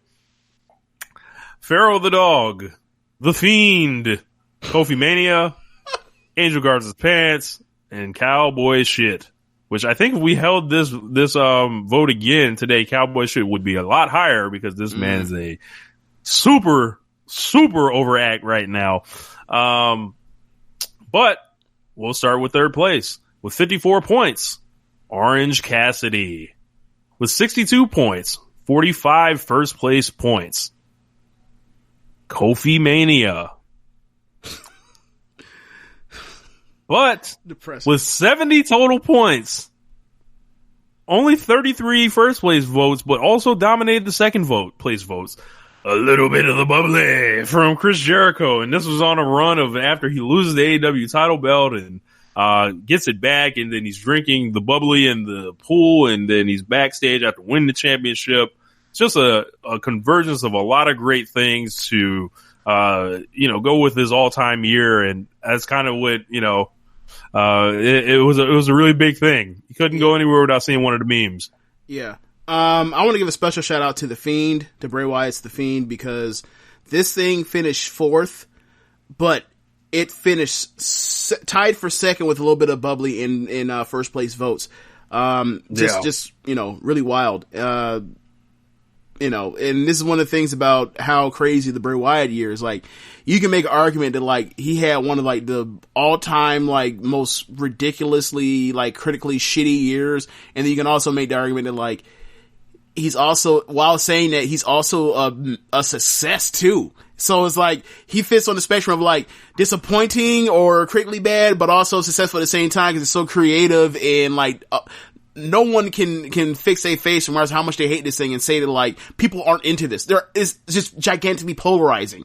So shout out to him. It's literally some flat earth shit. Like, there's like there's only one way, or like there's only one true earth, or something. Like Kyrie Irving would probably have an interesting way to describe this. So up next, we got our WWE NXT Match of the Year. We got Io Shirai versus Candice LeRae, Adam Cole versus Johnny Gargano 2, Walter versus Tyler Bate, Daniel Bryan versus Kofi Kingston, Adam Cole versus Johnny Gargano 1, the Elimination Chamber match, Ricochet versus Johnny Gargano, and Walter versus Pete Dunne. So in third place, looks like I might have botched this right here. Yeah, I did. Yep. In third place, we've got Walter versus Tyler Bate. Tyler Bate. So, it's with 39 points. In second place, with 46 points, Adam Cole versus Johnny Gargano 2, when Cole wins the title back from Gargano. Number 1, 59 points. You guessed it. Daniel Bryan versus Kofi Kingston, WWE NXT Match of the Year. This match had a hold on people. Yeah. I didn't vote for this. I'm not going to knock it. It was a great match. As I talked about earlier, it's an all-time great presentation for WWE main roster work. Yeah, it's just, I just disagree. That's all. Not going to knock it. It was a great match. Yeah, my first place vote was Cole Gargano 2, then Walter and Tyler Bate, then Daniel Bryan versus Kofi Kingston. Yeah. So I remember what I was going to say now, before I petered out. But it's just so striking and so disappointing and disheartening that, like, you look at Feud of the Year, you look at Gimmick of the Year, you look at WWE Match of the Year, and all of it was Daniel Bryan, Kofi Kingston related stuff. Feud of the Year. All Daniel Bryan, Kofi Kingston stuff. And they followed it up with bullshit. And then they squashed him like he didn't matter. Like, people didn't care about the dude after they did nothing but show you along the way for months that they cared. And that's the reason why I did get attached to this thing. Because I knew what was going to happen. And you could say that I'm a jaded fan or whatever else. But, and maybe parts of that is fair. But, I've watched this company. I love this company. I've loved this company, whatever you want to call it. I knew what was going to happen before it happened. And sure enough, that's exactly what they did. They gave him that that Rey Mysterio lame duck ass, title reign after WrestleMania and moved the fuck on. And it's just, I don't think I'll ever love this company the way I did 3 years ago. I don't think that'll ever happen. Shouts out to Io Shirai and Candice LeRae getting that 4th place on there with 27 points. But everything Jane said pretty much about Daniel Bryan and Kofi Kingston, we were documenting it in real time, what was happening with Kofi Kingston. Then looking at the way he lost the belt. There was just a lot of excellence in that contained period. Absolutely. Absolutely. Unfortunately, it couldn't really keep up for either of them because Daniel Bryan's not no guy they want to ever tie their flag to, like, this is our flagship guy ever. Even as a guy they want to put in the beat, it's weird. It's very weird. Yeah. So those guys winning match of the year in WWE. Who knew? It had a legitimate hold on people. It resonated with so many people, and like I saw the people that it affected, and like the most I could do was feel like bittersweet about it, see like the joy in their eyes at the end and the payoff, and at the same time in myself just feel like because I detached myself because I knew where this was going, like just to feel like, damn, I wish I felt that way, while watching, at the end of that night or, at the end of that match while watching WrestleMania. I wish I felt that way, but my mind just couldn't allow myself to dig into that because I knew where it was headed, and unfortunately I was right. Yeah. So up next, we got our AEW match of the year. So we've got Cody versus Dustin. We got Kenny Omega versus Shima. The Young Bucks versus the Lucha Brothers from All Out. In the ladder match, Kenny Omega versus Jon Moxley. Kenny Omega versus Pac, All Out. Phoenix versus Nick Jackson. Kenny Omega versus Joey Janela. The Young Bucks versus Private Party. And the Private Party versus the Lucha Brothers. So, let's go right up to our 3rd place winner. We got Kenny Omega versus Jon Moxley with 42 points. Yeah. Second place. The also divisive match that, we don't know what to make heads or tails was. It's 3rd best match in the year. And this is not a match that I love. This is not a match that, like, I've yet to go back to watch it. I don't think I'm ever going to go back to watch it, but I thought it was a great match. I just couldn't rate it on the scale of what it actually was because it was so, ridiculous and whatever else and all the stuff that happened. But the people that thought this was some abomination for just on some other shit. Out at lunch. I thought this shit was great. So the second place with 64 points, the Young Bucks versus the Lucha Brothers ladder match. They've done it again, James. So with 77 points, 54 first place votes. Cody versus Dustin from Double or Nothing. The blood porn match. I need my older brother. I mean, it's another match that just like speaks to had a hold on people. Yep, had a hold of people, just like the Coffin Mania thing. People really were into like the brother rivalry. It's another one of those things where like I wish I was on that ride with y'all, but I just emotionally wasn't in on it. I was like, they've been trying to shop this match around for like 6 fucking years. Like, I just bring the match out, and like, I thought it was a great match, but like, the amount of love this match has means like, and I saw the promos, like, I saw the promos were very effective, and I think probably the promo stuff is what was the reason why Cody ended up winning, promo card of the year, like this and the Jericho stuff. So, like, hats off to Cody, and especially hats off to Dustin, who bled buckets in that match, and, they finally were able to have the match that, like, people like you, for example, Rich, were like rooting for WrestleMania for years, and like, this is the validation of that. Yeah. I didn't have it on my list. Like, I had, Bucks Lucha Brothers #1. To me, that's like just, you don't get much better than that. So that's like an all-time match. I had Kenny Omega, John Moxley, and then I had Private Party and Lucha Brothers. Just, when it comes to RLPW, boy. So I believe I gave that match 5 stars on TV. So, I was 100% in on that.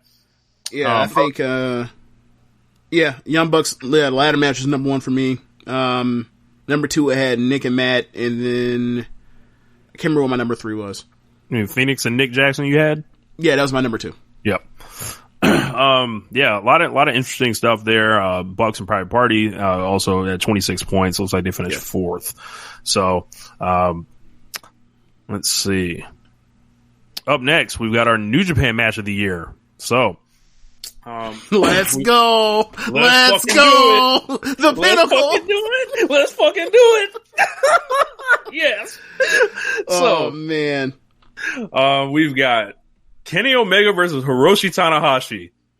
We've got Kazuchika Okada versus Tomohiro Ishii, Shingo Takagi versus Will Ospreay, Dragon Lee versus Will Ospreay, Kota Ibushi versus Will Ospreay, Jon Moxley versus Tomohiro Ishii, Kazuchika Okada versus Will Ospreay, Shingo Takagi versus Naito, Kazuchika Okada versus Kota Ibushi, Shingo Takagi versus Tomohiro Ishii, and Jay White versus Kota Ibushi. Why did it sound like every single match, like, it's like Ospreay, Shingo, Okada, Ishii. Like, God damn! Yes. So, in third place, with 26 points, Jon Moxley versus Tomohiro Ishii from the G1. So, awesome match there. Yep. Second place, with 57 points, Shingo Takagi versus Will Ospreay. And #1, yes, the Best Bout Machine rides again. 69 points, 54 first place points, Kenny Omega versus Hiroshi Tanahashi, Wrestle Kingdom 13 main event, my match of the year. And, very happy to see that there. Yeah. I think it's interesting, like, this another one. It's like, for whatever reason, like, the emotional hold of the build to these matches are the ones that are standing tall, in these votes, it seems to me. Look, and there's always something to be said about having your build lead to, something special, as opposed to just like, you just show up that day and you get something special. Like, it means more. It obviously does. And this is what, example #3 of this. Maybe even example #4 through these, through the voting so far. Yeah. I wonder if it's the case where we feel like we've seen almost every great match we kind of can see, like, through physical work. And then, like, if you get that other part of it, it seems like that's what's putting these over the top. Yeah. Yeah, I think there's something to that, yeah. Yeah. Let's see. Shingo versus Naito, a smooth 3 points. A great fucking match itself. Look, don't do that, because Ibushi and Okada from the G1 only has 8 points. And that match was incredible. So let's not do that. Let's not just knock Naito just to knock Naito, okay? Oh man. So Will a little bit was kind of like Kenny in this one, where it's like you have so many matches kind of like cannibalizing, so it's like, all right, which one you gonna vote for? So so shouts out to Kenny Omega and Hiroshi Tanahashi. Well, one thing I will say is interesting. Don't you think it's interesting that, like, the G1 final only got 16? Yeah. It's almost like people, like, voted and was like, yo, this shit might really not have meant shit. So, like, we just gonna, like, say fuck it. I just find that weird, because, like, obviously you didn't have the the build, the long, like the month long build, but like by the end of that night, like that might have been like the most heat or the most heat in any building that I heard, throughout that match, like all year. So it's interesting to see they only got like 16 and finished tied for 4th or 5th. Like I just find it interesting. That's all. Yeah, tied for 5th. It looks like. Yeah. So yeah. Anyway, the Ace and the Best Bout Machine on top. As my dog Kenny leaves New Japan, hopefully he can get in this category again at some point. But what a way to go out. So, pay-per-view of the year, very interesting category here. So let's get to it. I'm looking at the votes right now. This is nonsense. Go ahead. Let's get to it. So we've got Double or Nothing. We've got TakeOver 25. We got All Out. We got Wrestle Kingdom 13. TakeOver Phoenix. TakeOver New York. The Best of the Super Junior Finals. And New Japan Dominion. So, in third place with 49 points, Wrestle Kingdom 13. Oh, I fucked that up. So, in third place with 36 points, AEW All Out. In second place with 49 points, Wrestle Kingdom 13. And number one with 72 points, 51 first place votes, Double or Nothing from AEW.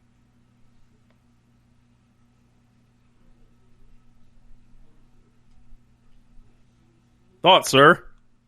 It's nonsense. How so? Seeing that TakeOver 25 in New York were by far and away better shows than either one of those AEW shows. I mean, that top to bottom. I mean, that's how I come to that conclusion that it's nonsense.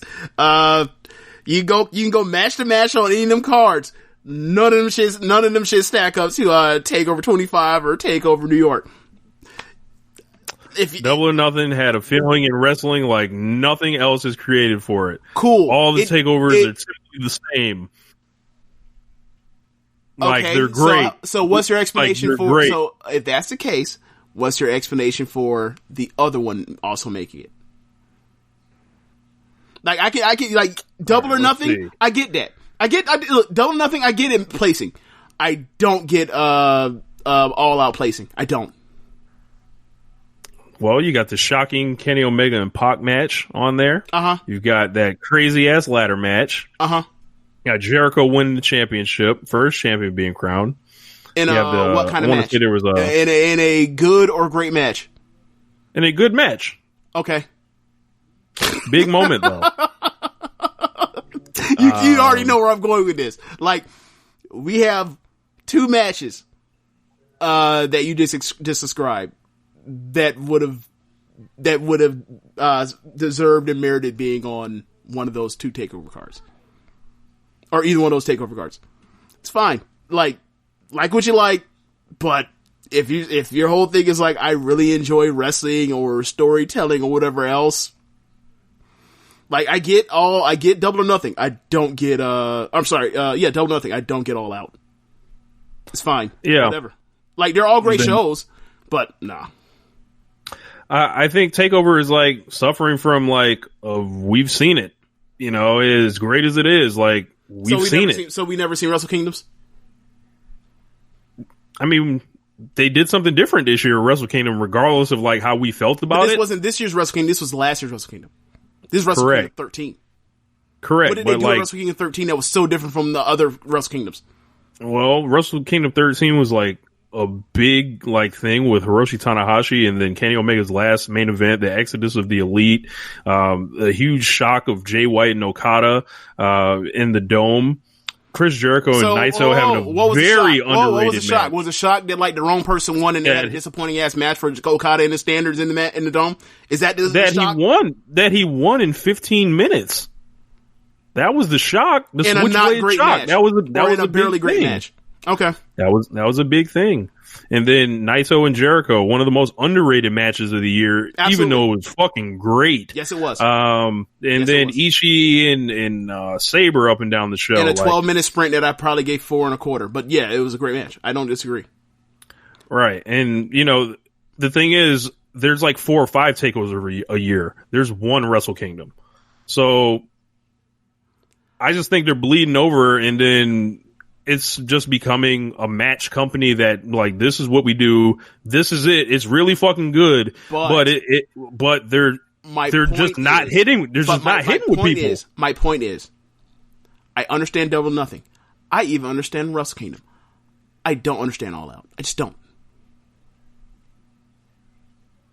Like, I just get why you put Wrestle Kingdom in there. It's the WrestleMania of New Japan. It's best pro wrestling. I get that. And it had that huge story and it drew like crazy. I don't get Double or Nothing. I'm not Double or Nothing, but All Out. I get Double or Nothing. I don't get All Out. Oh, well, AEW rides. Let's go.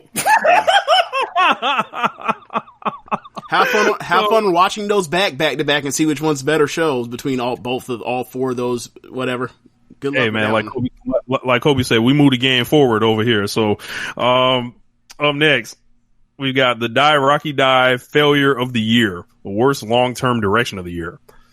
So, boy, we've got a loaded category here. So, Madison Square Taven, let's start there. Brock Lesnar takes the SmackDown belt essentially to Raw to resume his role as the absentee champion. The brand split, wild card goofiness that they did. Roman Reigns pinned by Shane McMahon, Eric Rowan, and Baron Corbin. Seth Rollins pushed for months as the number 1 babyface. NXT goes for months with all heel champions. Cody can never win the AEW championship. Tetsuya Naito misses the G1 final. So, third place, Brock Lesnar takes the SmackDown belt to resume absentee Raw champion role. Second place, Madison Square Taven with 50 points. And number 1, the brand split goofiness and the wild card rule with 52 points. This is a very close category at the top. And ROH swooping in again, and we don't even cover them, but people just know what it is with ROH. Yeah. So, first off, I'd like to start by saying, like, Cody never won a title, should have won this. It's fucking stupid. Like, we just talked about this. You mean to tell me that the person that is the best promo in the world, apparently, compared according to our voters, a person that had the best match in the company, according to our voters, the person that had the best or one of the best programs and also is the best wrestler according to the program, can no longer be the champion because of a fake stipulation to add 1 fucking pay-per-view buy, and he's no longer with it. And this isn't on there? That's fucking dumb. I'm sorry. That should have won this shit going away. Look, you can't tell me on one end that Cody is this gigantic fucking star, and on the other end say they're gonna make a stipulation, a dumb stipulation makes no sense to do it, other than to, I guess, trick you into thinking Cody's gonna win it, even though it didn't add any buys to their buy rate, and then say that he can never be the champion now in the future. What have we been building for? What were we doing all this for? This is stupid. We'll know one day. And everybody's explanation is, or people that I think are smart people are like, their explanation is, well, they'll just find a way to weasel themselves out of that. If they find a way to weasel out of that, then, like, I didn't want to hear anything about them and them talking about stipulations matter, this and the third. There's no promotion like anyone else. And the reason why people were watching AEW is because they are not like everybody else, which is code for fucking WWE. So once they if they go back on this, I'm slaughtering them, and it'll be rightfully so, and it'll be earned, and they deserve this. So whatever. I don't know what won this thing. Y'all won it. Y'all didn't deserve to win it. It should have been AEW doing this Cody shit. It was nonsense.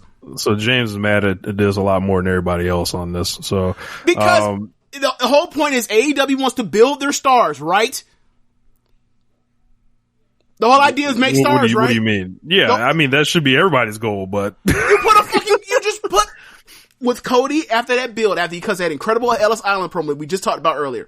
What they effectively did said was, we've made you the face of the company. You can know we are going to immediately put a glass ceiling above your head, and you can't crack through that fucker no matter what we do, unless we just flat out come back around and say that we just lied to our fan base that are mostly behind us because we haven't lied to them in a way that other people have lied to them before. That's what I'm saying. So I feel like it was a bad precedent to set and very dangerous and stupid, and congratulations that you fucked yourself out of potentially having the next star in wrestling, major professional wrestling. So what I think with this is like, it's some story they're telling to where he's this flawed hero. Like there's a flaw about him, like where he's people are gonna have to eventually beat him. We'll see. We'll see. Fucking goofy. Look, we'll see. You know, it helped get him another TV deal, so, we'll see. That didn't help him get another TV deal. You know that's cap. What they did between Jericho and Cody before November 9th is what got them their TV deal. It is not what happened after. I guarantee you I can go into the Google trends and look at Cody's trend line. I guarantee you that after June or after what happened in the Full Gear is going down. I can almost guarantee that. It's a long-term play. So I think he's a flawed hero. He's like the guy you can't. It's like you love him, but you can't. So from here, he has to. It depends who Cody makes now, and then however they get out of it. So yeah. I love how flawed Stone Cold. People are going to be better. Look, people are going to be begging for it. Me and Josh have had lots of conversations about this. Right. My point is, people are going to be begging for it because it was fucking stupid. And then if you actually do give it to him, then you fucked up because you never should have did it to begin with. That's my whole point. So, you did it in a way that didn't help. Whatever. I'm not going through it over again. I explained my case. It's a clear, obvious case. Y'all just don't want to bury it because y'all are in love with AEW in a honeymoon period. If anyone else had done this in this same situation with how hot Cody was at that time, y'all would have been like, that's fucking stupid, Vince. You would have. And I don't want to be the person that plays that, well, what about AEW? What about WWE? But that was a bad idea. I'm not gonna. All we ask for is stars. Look, if you cut one of it, then pass. What the fuck are y'all doing? It depends. It depends on the follow-up. So. It depends on if they gonna lie. It just, and then turn it over there. No, never mind. Like, he doesn't have to be the champion. He doesn't, really.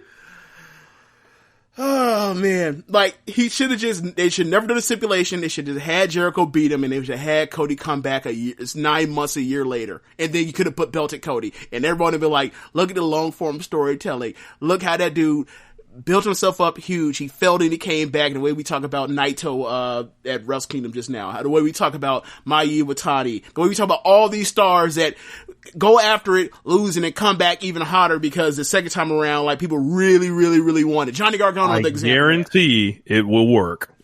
I guarantee it will work. Oh, okay. Whatever happens, like if he's ever the champion, it will work and people will want it. I guarantee it. Write it down. They didn't have to do this. They absolutely didn't have to do this to get that same result. Absolutely did not. So up next, we've got our top moment of the year. I told him what won already. Okay. The brand split goofiness and the wild card rule. Okay. Complete just upending your shows for the sake of whatever. Like, saying anything. When everything means nothing, nothing means everything, I guess. I get what you meant. Yeah, like, cause I remember the first day they talked about it, they were like, yeah, only 4 people gonna do it. And then by the end of that show, it was all fucked up. So it was just like, y'all have gone too far. Knowing that the brand split failed, they go back to it, and then I don't know. There's just the whole wild card period in May and everything was just very hard to follow. So up next, we've got our top moment of the year, the single best moment of the year. So we've got Jon Moxley's debut at Double or Nothing. Kofi Kingston wins the WWE Championship. Rose Brothers reconciliation. Hiroshi Tanahashi wins the IWGP title at 42 in the Tokyo Dome. Will Ospreay defeats Shingo Takagi for the Best of Super Junior deal there.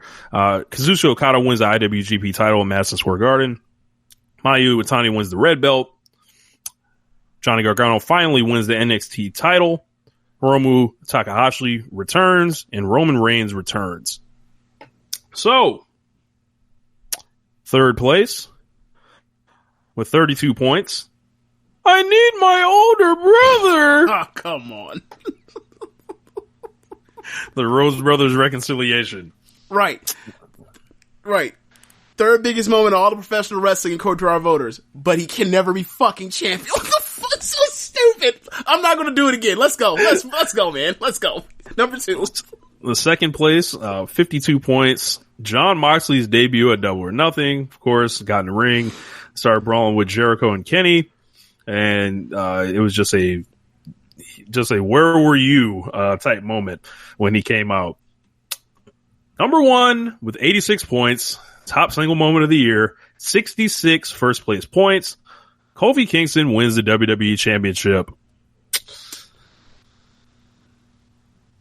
Yeah. What more can we say?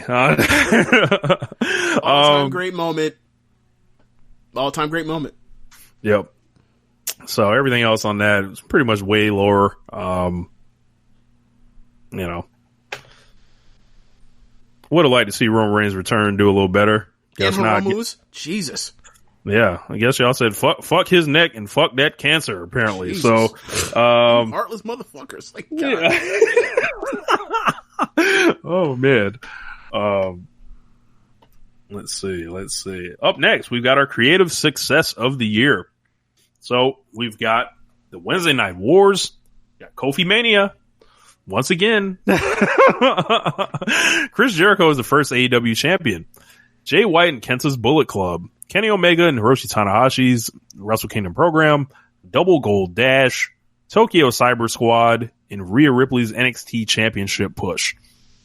So, in third place with 48 points, Chris Jericho becomes the first AEW champion. Those that doubted Jericho, thought he was too old, thought he wasn't a number 1. Thought he was going to be Brock Lesnar. Thought he was going to be Brock Lesnar. Thought he was just going to be some motherfucker mailing it in. How about it now? 67 points, 42 first place points. We've talked about it all show. Kofi Kingston and Kofi Mania. But number 1, unquestionably, defined the year in 2019, I might say. When you think about wrestling and the wrestling that we cover on this show, and the one that's like really like kind of gripped, the critical community, the Wednesday Night Wars, 84 points, 63 first place points. And I don't think it should even really be close. Like this is where it's at. This Wednesday has been the premier day for wrestling. It is the premier day for wrestling, in America. And it's like, what you want. If you want NXT, just like, if you want to get blitzed with great matches, like NXT is going to do that for you. If you want the alternative, like you don't want to deal with WWE and there are many levels of it and, their top levels allowing their bottom levels to function the way it does. Like if you just don't want that, you go watch AEW and, if you want great tag team wrestling in a division that is actually committed to, if you want great women's wrestling in an actual division that is committed to and fully formed, you could go to NXT for the women. You can go to AEW for the tag team wrestling. It's blissful on Wednesdays, regardless of whichever one you watch. It's always blissful. Yep, and just looking at everything else on the list, like Double Gold Dash flopped on here. Hey, 70,000 tickets. Fuck them. They're wrong. Yeah. I guess just the way they set it up. I guess. Yeah. Yeah. I mean, shouts out to Kofi again and Daniel Bryan. Just. Yeah. Yeah. Yeah. They had it, then they decided they didn't want it no more. Right. So, right. Yeah. But, yeah, shouts out to Wednesday Night Wars. Probably be on this for years to come. So, up next, the big one, the granddaddy of them all, the last award, the IWC Award, aka the biggest internet controversy. This one here, boy, just lots of choices. So let's go right from the beginning. WWE dealing with Saudi Arabia was on there last year, continues to be here this year. It'll be on there next year too, probably. In the year after. Kota Ibushi versus Tetsuya Naito's matches too dangerous. WWE Hell in a Cell Backlash. Ronda Rousey saying everything is fake. People thinking Dean Ambrose leaving WWE was a work. Jordan Miles' blackface shirt. Jim Cornette's departure from the NWA. Seth Rollins on Twitter. WWE weaponizes NXT against AEW, creating a fan war. And multiple wrestlers asked for their WWE releases. So, in third place, with 31 points, Seth Rollins on Twitter. Just burying yourself a million feet deep. Don't know what direction it's going to come from, but it's all going to always work out bad. And I don't know if this was the case where he was trying to rally the WWE fan base or whatever it was. It did not work out for him. It worked out so well in rallying the WWE fans that they had to turn him heel at the end. So, with 48 points in second place. Seth Rollins is not cool. Correct. Second place with 48 points. Jordan Miles and the blackface situation with the racism with WWE. That was one of the uglier moments in, the history of like me being on the internet and consuming wrestling and watching how people react to this shit. But it's like, I was exactly prepared for it because like life has been preparing me for, the Jordan Miles situation and all the backlash against him and, people ready to defend the WWE at all costs. And, it was just a Molotov cocktail of what the fuck. Yeah, just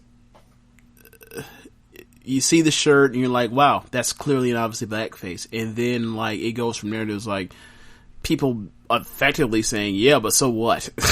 Like, what the fuck is wrong with y'all? Like, it's so weird. So, up next, number one, the winner of the IWC Award. I believe the second year in a row, if I'm not mistaken. WWE dealing with Saudi Arabia, 65 points, 51 first place votes. Boy. They wasn't getting their money on time. Wrestlers was getting stranded over there. People's wives were scared. They tried to pass off a women's match as some type of huge deal over there. They routinely bring back controversial figures like Hulk Hogan for these shows. They set up Cain Velasquez to, like, in the fallout of Kofi Kingston, Cain Velasquez is plugged in for this Saudi Arabia show. This is just, and it's routinely just the worst thing that WWE is involved with every year. It's politicized their promotion to an extent.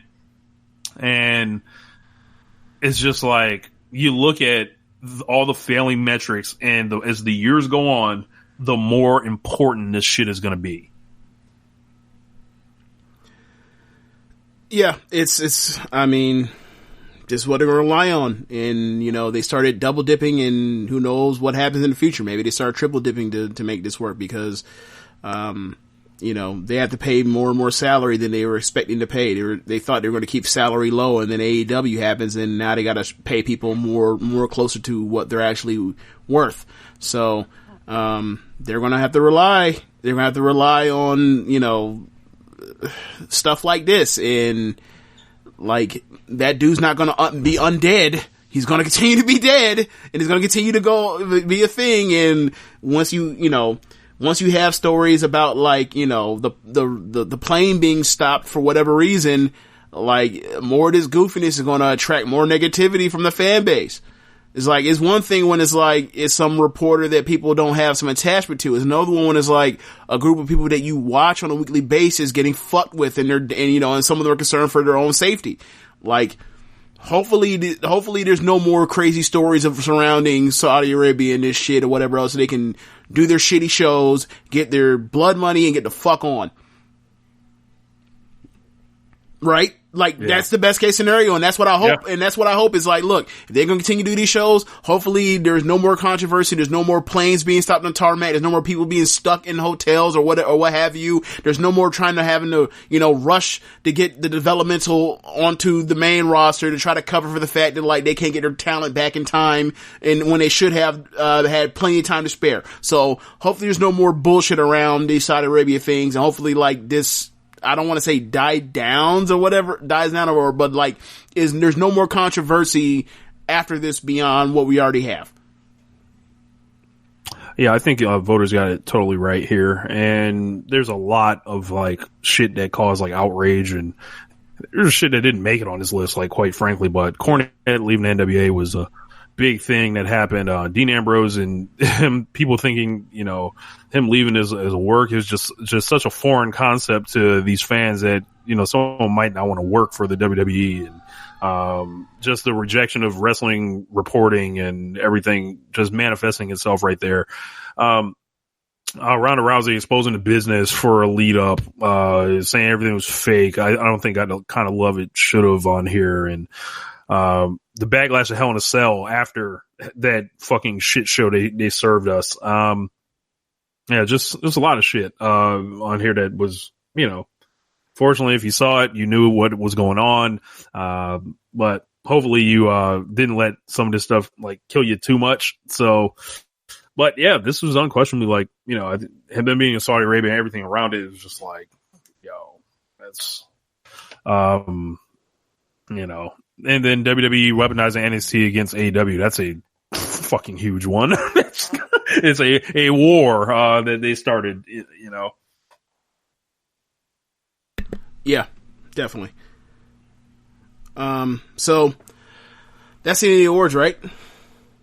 That is the end of the awards. So some of the big winners in the categories, of course, we got Will Ospreay, Adam Cole, Cody, B. Priestley, Stardom Wrestler of the Year. So we've got, it's kind of, where it goes here. So maybe we should put up a poll with those 4 names on it. So like, isn't that just like, wow, why is, so, y'all let us know out of those 4, who's the Wrestler of the Year. Between the winners of our categories? Yeah. Okay.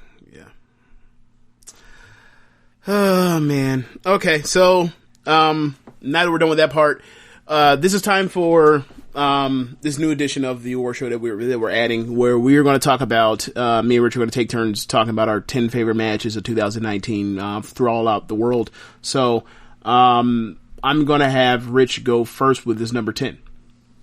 All right. I will go with Dragon Lee versus Will Ospreay at Dominion, IWGP Junior Championship match.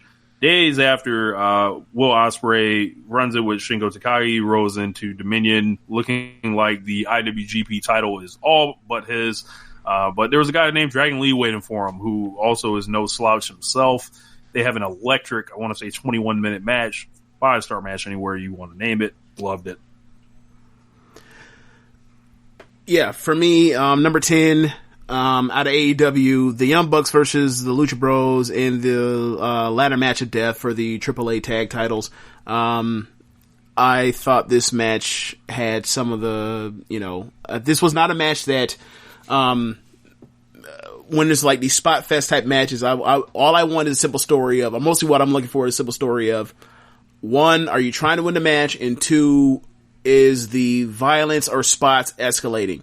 It reached a certain point to where in the third act it didn't escalate, but what they had to make up for it in the third act was it got so personal between the Mexican standoff when they're both, do splashes, or basically the big spot was the, what's it called? The Canadian Destroyer. The Canadian Destroyer through the table. Then it led to a Mexican standoff where the little brothers are basically saying, like, don't crash off a ladder through and crash through a table on my bigger brother. They both had to stand off. They both crashed. And then you get to the part where, it got so, in their minds, it got so physical to where, and so, personal to where, one of the Young Bucks snatches Pentagon's mask off. He falls off.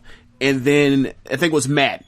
And then they proceed, Matt's immediate payback for, instead of trying to win, trying to get personal, his payback is, you want to do that? Okay.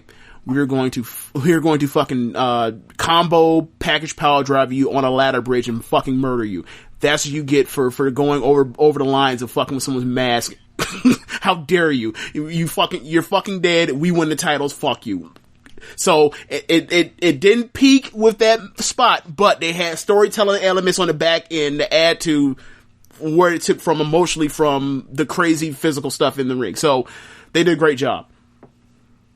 No doubt. So my number 9 is Kenny Omega versus Jon Moxley, the death match or the lights out match at what the fuck show was that? Full Gear. Yeah. And this shit, like, it was a very divisive match, but if you fall on the side of the coin that loved it, this was like, not that he had to answer these questions anyway, because if you watch Kenny Omega for any amount of time, you know what it was. He's about that life.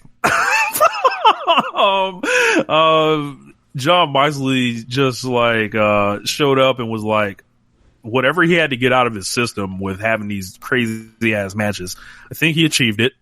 I don't know how many more he's going to do, but he can always go there. He's always wanted to go there.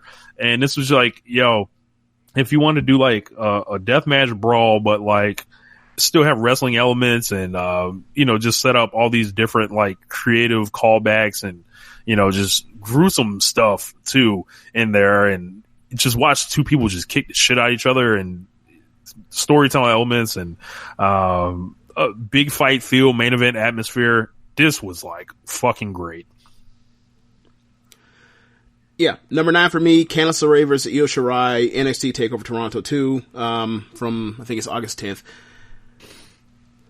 This match, I rewatched these matches, all of them, in the last couple weeks or whatever else, and the thing that struck out to me was like, this match is a match that is better upon replay. Some of these matches are not. For example, like Walter versus Tyler Bate is not better on rewatch, or even the Young Bucks match feels like it's not as special the first time watching it. But Io does a brainbuster in the announce table, and then like just targets Candice's head from that point forward. Then Candice hits a tope tornado DDT. She escapes out of fireman's carry position and turns to a reverse Rana.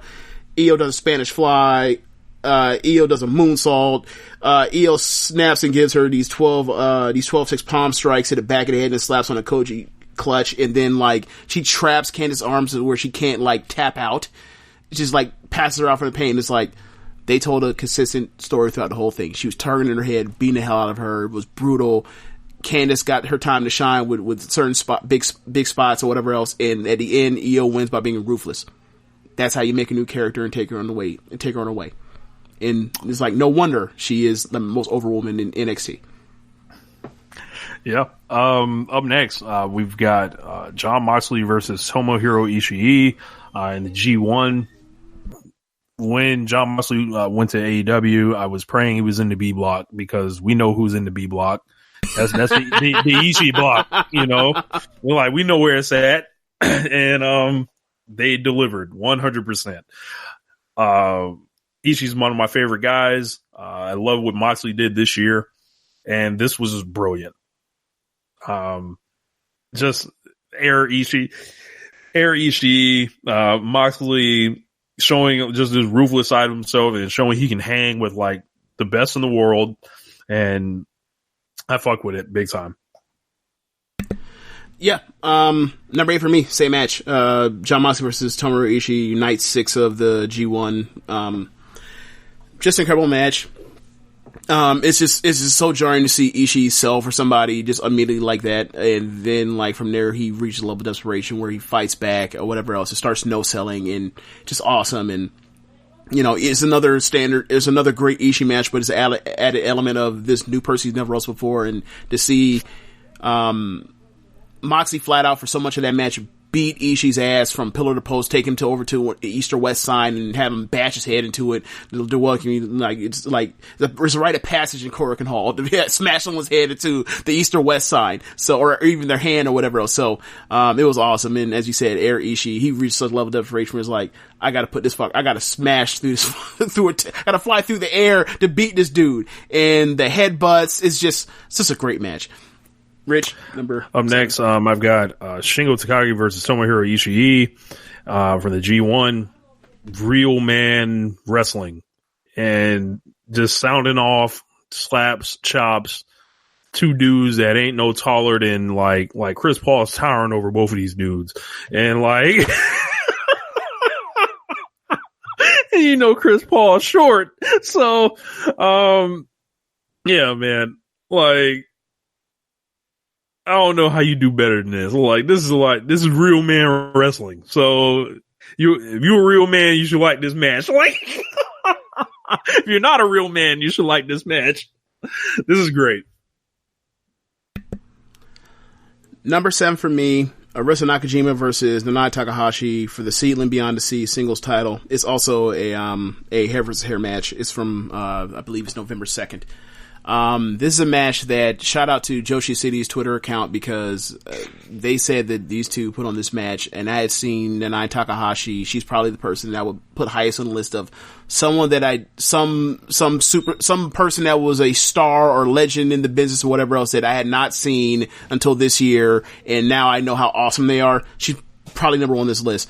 Watching some of her, early couple years of Stardom stuff, her wars with Natsuki Taiyo, Io, whoever else, and then to see her in Seedling in special matches with like Takumi Iroha or Asuka, that's in Japan, not our Asuka, and to see this match where all she's done throughout her entire career, after Stardom is beat the piss out of Arisa Nakajima, and she's the champion, and she is very much like on the Hogan, Brock Lesnar, Triple H schedule. She ain't losing unless there's a damn good reason, and she loses to Takumi Iroha, and Arisa comes through and breaks up the celebration for Takumi and is pissed off that she's never beaten this woman, even when Arisa was the ace in JWP.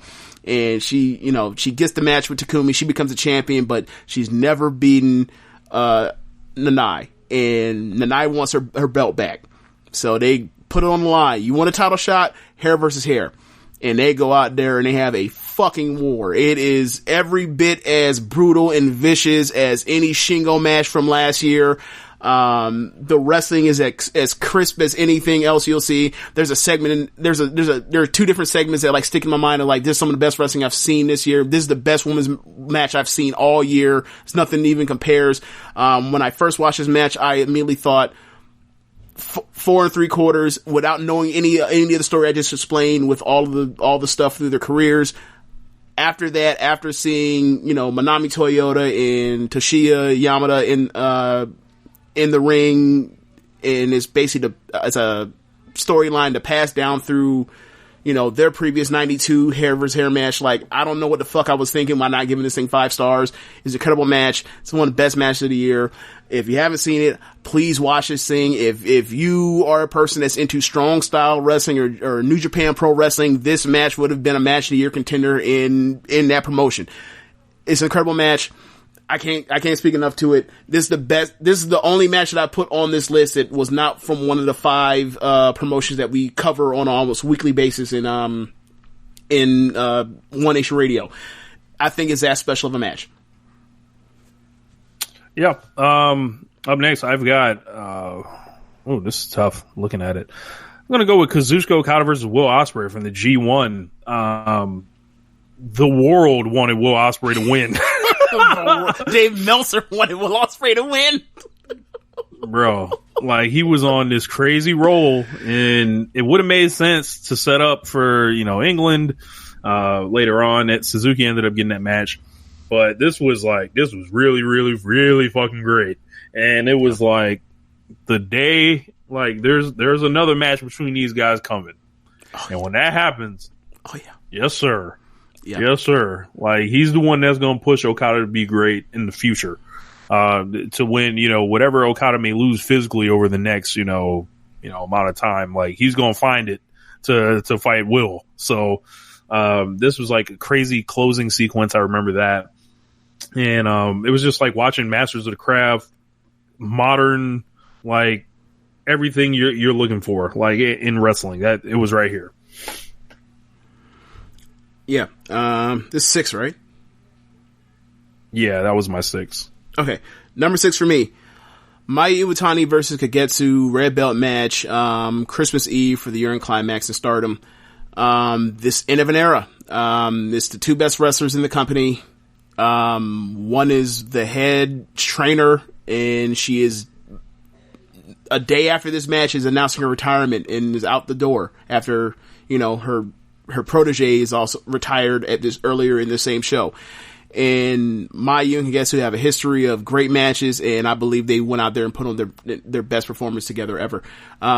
This is a match that is just, it is every bit, like the thought in the layout. It reminds me so much of the Tanahashi and Okada matches that brought me into Stardom. Or not Stardom, but brought me in New Japan. And, like, this was just a cap off of this incredible year of watching this promotion that I had not watched previously, in any type of, real way. And it just, like, validated, like, the reason for why I watched this shit. I watched this shit to do the weekly, talks about Stardom, because they have great matches, but when the time calls for it, they have, like, the classic, memorable thing that you just, it just, wow. That makes you say, wow, this is incredible. So, Rich, number 5. Number 5, the Young Bucks versus the Lucha Brothers from AEW All Out. A lot of what James said on there, and then I'm just thinking about the greatest match in the promotion's history thus far is this one. Huge fan of the Young Bucks. Finally seeing them, take their rightful place, like, in America on the higher stages. Big fan of, like, the Lucha Bros too. Like, they're not, like, they can be a singles act, they can be a tag team. There's value in either one of them. And this was like the culmination of the first chapter of the AEW rivalry. This has been a long American professional wrestling rivalry in, like, PWG and different, like, other indies. Like, they've been running it all over the country for years. And this is like they imported, like, a regional great rivalry to a national stage. And if you think about it, the Bucks won that first match at Double or Nothing. They had that 6-man, the pair of 6-mans, and one in Fyter Fest, and the other one in Mexico, and then they had one other match, which was this one. They're really just 1-to-1 in AEW, so you know what that means. There's more coming. So eventually, one day they'll be running it again. And a lot of feuds like that are in AEW right now. A lot of 1-to-1s right now. So this one was really special, and I can't wait to see these teams go at it again. I didn't care whether it was for the AAA belts, the AEW belts, whatever belts that they had on the line. And it's almost like a summary of the entire feud. It was just like this, when I say Original Lattice Pro Wrestling, these two teams, like, embody it. They are it. So, yeah, that was it. What number are we in now? That was my number 5. Okay. Number 5 for me, Walter versus Tyler Bate, NXT UK title match, NXT UK TakeOver Cardiff. This, in my opinion, is the all-time big guy, little guy match now. It is now supplanted in my mind, Undertaker versus Shawn, WrestleMania 25. It's just incredible. I rewatched it recently. I don't think that the match is as good as watching it the first time, but the match is incredible, and it is based so simply. It's like the big guy gets an advantage, and then he proceeds to work over that dude's back and then Bate fights from underneath and gets spots and takes advantage of them and capitalizes to try to change the tide.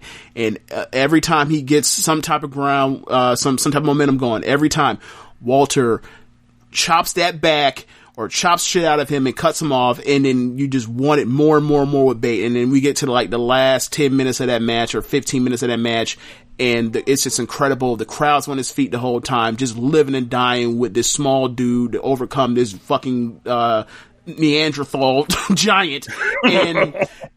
And you know, we end the match with, like, you know, he gets the power bomb and gets stacked up on his shoulders, and he kicks it one, and Walter just cannot believe it.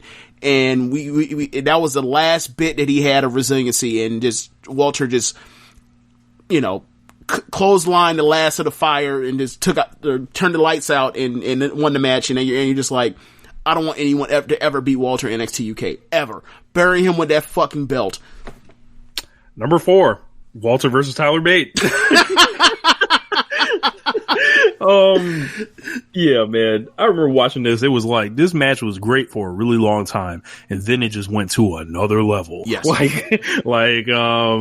And it was like, watching Tyler Bate sometimes makes you sad. Think about he's all the way over in NXT UK on an island, and like, we can't see you be great more often. Right. But yeah, you talk about great big man, little man matches. Like, this is class of that. It was, I remember around that time, I was like, it's as good as anything in the G1 or better. And it was like, you know, it was something that NXT UK needed, like, to say, hey, we're here, except, like, you know, y'all really ain't, because this is a promotion that doesn't exist. But like, this was sorry, but this felt like almost like a makeup for what happened when they did with Bate versus Walter and putting that in New York. Or Dunn versus Walter. Yeah, that's what I meant. Yeah, sorry. Yeah. So yeah, this was great. All time match. Yeah. Number 4 for me, Tomohiro Ishii versus Shingo Takagi from night 16 of the G1. It's just hyper brawling at its finest. It is almost like veteran Ishii versus a younger version of Ishii that Russell's just a little bit different enough to make it where it's like, it's not exactly a mirror match, but the things they do differently, from Ishii's psychology to Shingo's pacing and let's say the jabs and striking ability, they're just a perfect match for each other. And I can't wait for them to wrestle again. I hope they wrestle each other again a million times. I hope when they both die, they wrestle each other in heaven. They're perfectly built for each other. That's funny. My number 3, Adam Cole versus Johnny Gargano 2 at TakeOver 25. And this was like, for me, like, looking at this feud, there were 7 falls in it. This was the best one. like, this was like, yo, this 30-minute match of, like, not a lot of interference. Just like, I previously described it. Imagine if Shawn Michaels and Bret Hart didn't have egos and then got imported into modern wrestling. That's what this was. And I can imagine Shawn Michaels sitting backstage like, fuck, man, I wish, like, I got to do that more in my career. Like, I wasn't wrestling these big motherfuckers all the time. And this for me, it was like way better than the match I was in attendance for. And it was just like, yo, like, these guys are great. Like, say what you want. Like, they'll come out there and smoke you. Like, if you ain't looking. Like, I didn't know Cole was this good. Obviously, you knew Johnny was this good, but this was like, this is where it's at for WWE. I think it's like possibly like, it's one of the best WWE matches ever. Yeah. And it's just like, yeah, like, unfuckwittable.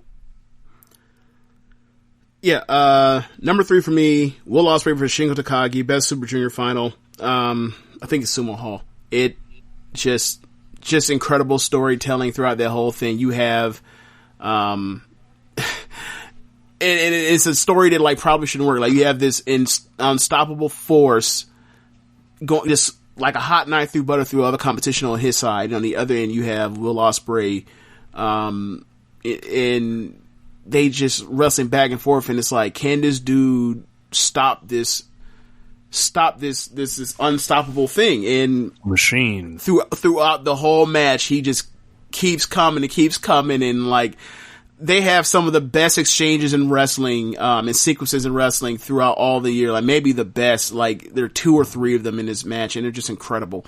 And at the end, you have Will, like, finishes him with the Oz Cutter thing, and then, like, and holds on and lifts him back up, and then, you know, finishes him with, it's just incredible. There's so much great wrestling in that match. So much.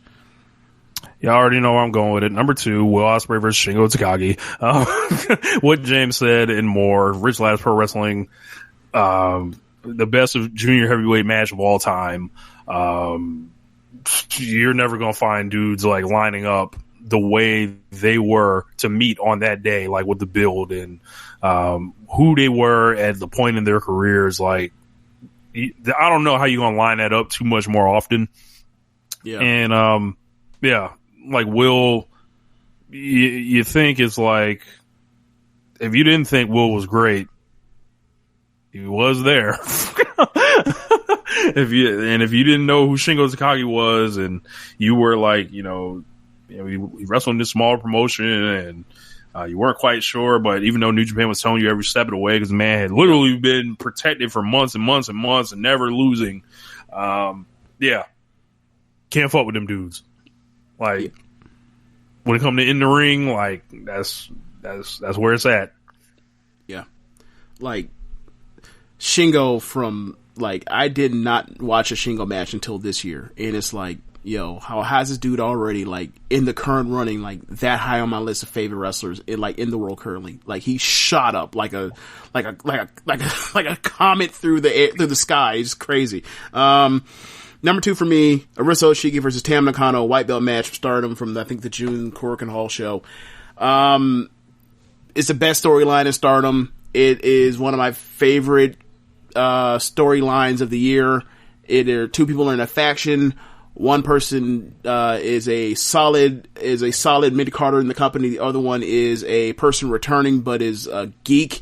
This person rises, quiet as it's kept, and the person that is dismissive ends up having her dream stolen from this upstart or this returning person, and it just grows in resentment, and it leads to the culmination of this match where they knee and kick their faces off, and it ends where the returner wins, but the performance that you remember is mostly from the person that had all the resentment, and you see some of that melt away, and it ends in respect, and it leads to what you hope is a rematch down the line where she says, "Don't you dare lose that belt to someone else."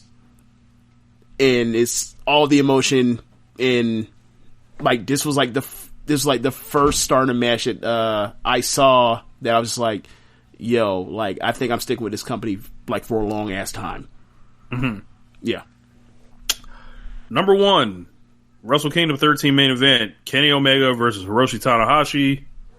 Gush about this match on different shows. I've talked about like what it felt like being a Kenny fan, watching it, thinking about it in hindsight. The emotional entrances for both guys. Kenny's like the music change, the blending of the styles, the lead in to the match. Like, yeah, Kenny's got to be the guy that takes this thing worldwide, but it doesn't happen for whatever reason.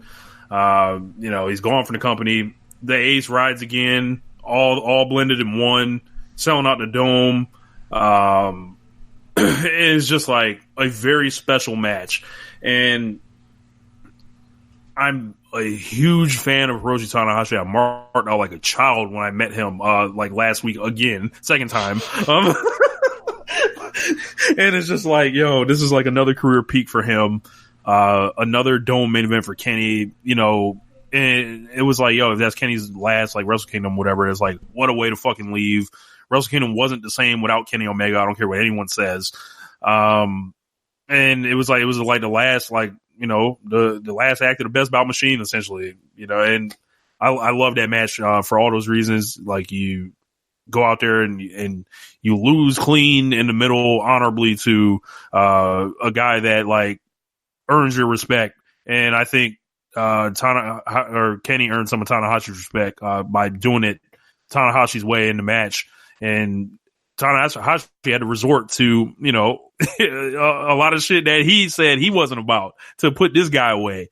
And it was just like, this is a beautiful match, and I hope you rewatch it, soon. But it's been a while since I watched it. Yeah, definitely. I think it's the best mesh of like two different styles that I could think probably this year, between like two high profile people that wrestle their way and then they have to meet in the middle. I think it's like the best like compromise to tell a story on both halves. Number one for me, Johnny Gargano versus Adam Cole, 2 out of 3 falls match, NXT vacant title match at NXT TakeOver New York. Should have been called Brooklyn 5, but whatever. This was the culmination of, or this is the end of a 20-month storyline for Johnny Gargano, and it wasn't the opponent that was planned for, but on short notice they had a hell of a turnaround on 3 weeks notice to get this thing up and going. The promos of them doing like the 24/7 stuff where Johnny is going back to his home promotion in Cleveland, and you have the training sessions there, and then you have Adam Cole going to basically like some almost like a combine workout facility where he does all the combine drills or whatever else and quick twitch stuff, and all of a sudden he's super kicking stuff. It's just ridiculous. He's super kicking past the practice. And then you had the promo where they finally meet face to face after Cole wins that 5-way match where he steals the pin from Ricochet after Ricochet had the match won, which is like, stop doing that in multi-man matches in WWE, please. Anyway, they go face to face and they talk about their paths through since signing with NXT to getting to this point. And the clear differences they have, where one guy comes in and lays out the newly crowned champion and that was his path, and then 20 months later he finally gets there with Undisputed, and on the other end you have this dude that got betrayed by his best friend, goes singles, wrestles his ass off on the undercard, wrestles his ass off, gets to the main event, fails in spectacular fashion, these incredible matches, and loses his way, turns heel. Aleister Black kicks him or kicked his ass. The Ricochet thing, he finally cheats and gives himself a title match or whatever else, and then it leads to, after, he's about to get his revenge on this fucking guy that kind of caused him to, lose off deep end, and he's gone, and the only person he has left to go focus on is all the stuff he went through to get to this point. Now he has to go through one final challenge, Adam Cole, like the quote unquote chosen one, in NXT. And they go out there and they have 2 good falls. They have 1 good fall. They have a very good second fall. And then the third fall happens and they immediately have, outside of Shingo in Ishii or Shingo and Ospreay, like the best run of wrestling in the world that I saw in 2019. That run, it turned all of a sudden into just it turned into a fucking G1 final or Best Super Junior final or like the last 15 minutes of a Tokyo Dome main event, and the crowd's into it. It's so incredible. I watched it again, a week or 2 ago, and like, just when Johnny starts kicking out, I started getting emotional, thinking of like the 20 months of all that shit that he went through to get to this point, the times where he should have fucking won the title, but they didn't, and the crowd's living and dying with that dude, and they finally pay it off, where they set all these insurmountable odds against him when Undisputed comes out, and he like literally kicks all of Undisputed's ass, and then they set you up to think you're about to get fucked with the Triple H special, which is interference, babyface overcomes interference, and then here comes Triple H with the sledgehammer, whatever else, or the pedigree, to hit them with their move in the middle of the ring and win. And then he kicks, and then he's about to get a last shot, and he ducks underneath it, and he slaps on the Gargano escape, and Cole last gasp, reach for the ropes. Johnny kicks off the ropes and rolls back and cranks on that fucker's neck, and Adam Cole has no choice but to tap out, and 20 months pays off. The crowd's losing his shit for him. He goes to celebrate with his dad and his family. He goes back up the ramp. They put up the go home symbol. And then, classic Johnny Gargano. Just because that logo in the bottom third is up does not mean they're going dark. Ciampa comes out, congratulates him. They know that Ciampa leaving this next situation is going to come back as like one of the biggest baby faces. And they go on from there and they go dark. And it paid off in a way that was very, very rewarding, in a way that like the way that you feel all wrestling should be paid off. And it was great. So yeah, that is 2019. Yeah, that's 2019. I can't wait to do 2000. What we see for 2020 and between AEW, NXT, the main roster, what they have to give us in New Japan, Stardom, and whatever else we see in the world of Joshi or whatever else, or whatever else we see, Dragon Gate, whatever the hell we get, is going to be great, because a lot of great wrestling. I'd like to also it's progressing. It's awesome. I'd also like to shout out Hijo del Vikingo versus Laredo Kid from AAA. Is definitely another match to check out. It feels like you got an inside peek into a world that like, it's like, holy shit, what's going on over there? Like, if that's what the fuck's going on, check it out. It's on YouTube. So one thing I'll get, since you're giving a honorable mention to, I'll give him one honorable mention. I have heard that I am known to be a person that deals too much on wanting stuff to be serious and not too much on the fun. So I will recommend, I guess, my 2019 comedy match of the year, Tsukasa Fujimoto versus 1010. Check it out. It is a storyline based around a potential love triangle between the 2018 Tokyo Sports Joshi Award winner and a inflatable panda couple. That's all I'm going to say. It is fucking hilarious. It tells a story. It has a conclusion, a happy ending, and this person that may be a homewrecker comes out as a baby face at the end. It's incredible. And it's totally ridiculous and absurd. Enjoy. It's crazy because, like, I was kind of picking between Omega and Tanahashi and Antonio Honda and Lulu Pencil. I knew you were gonna say that bullshit.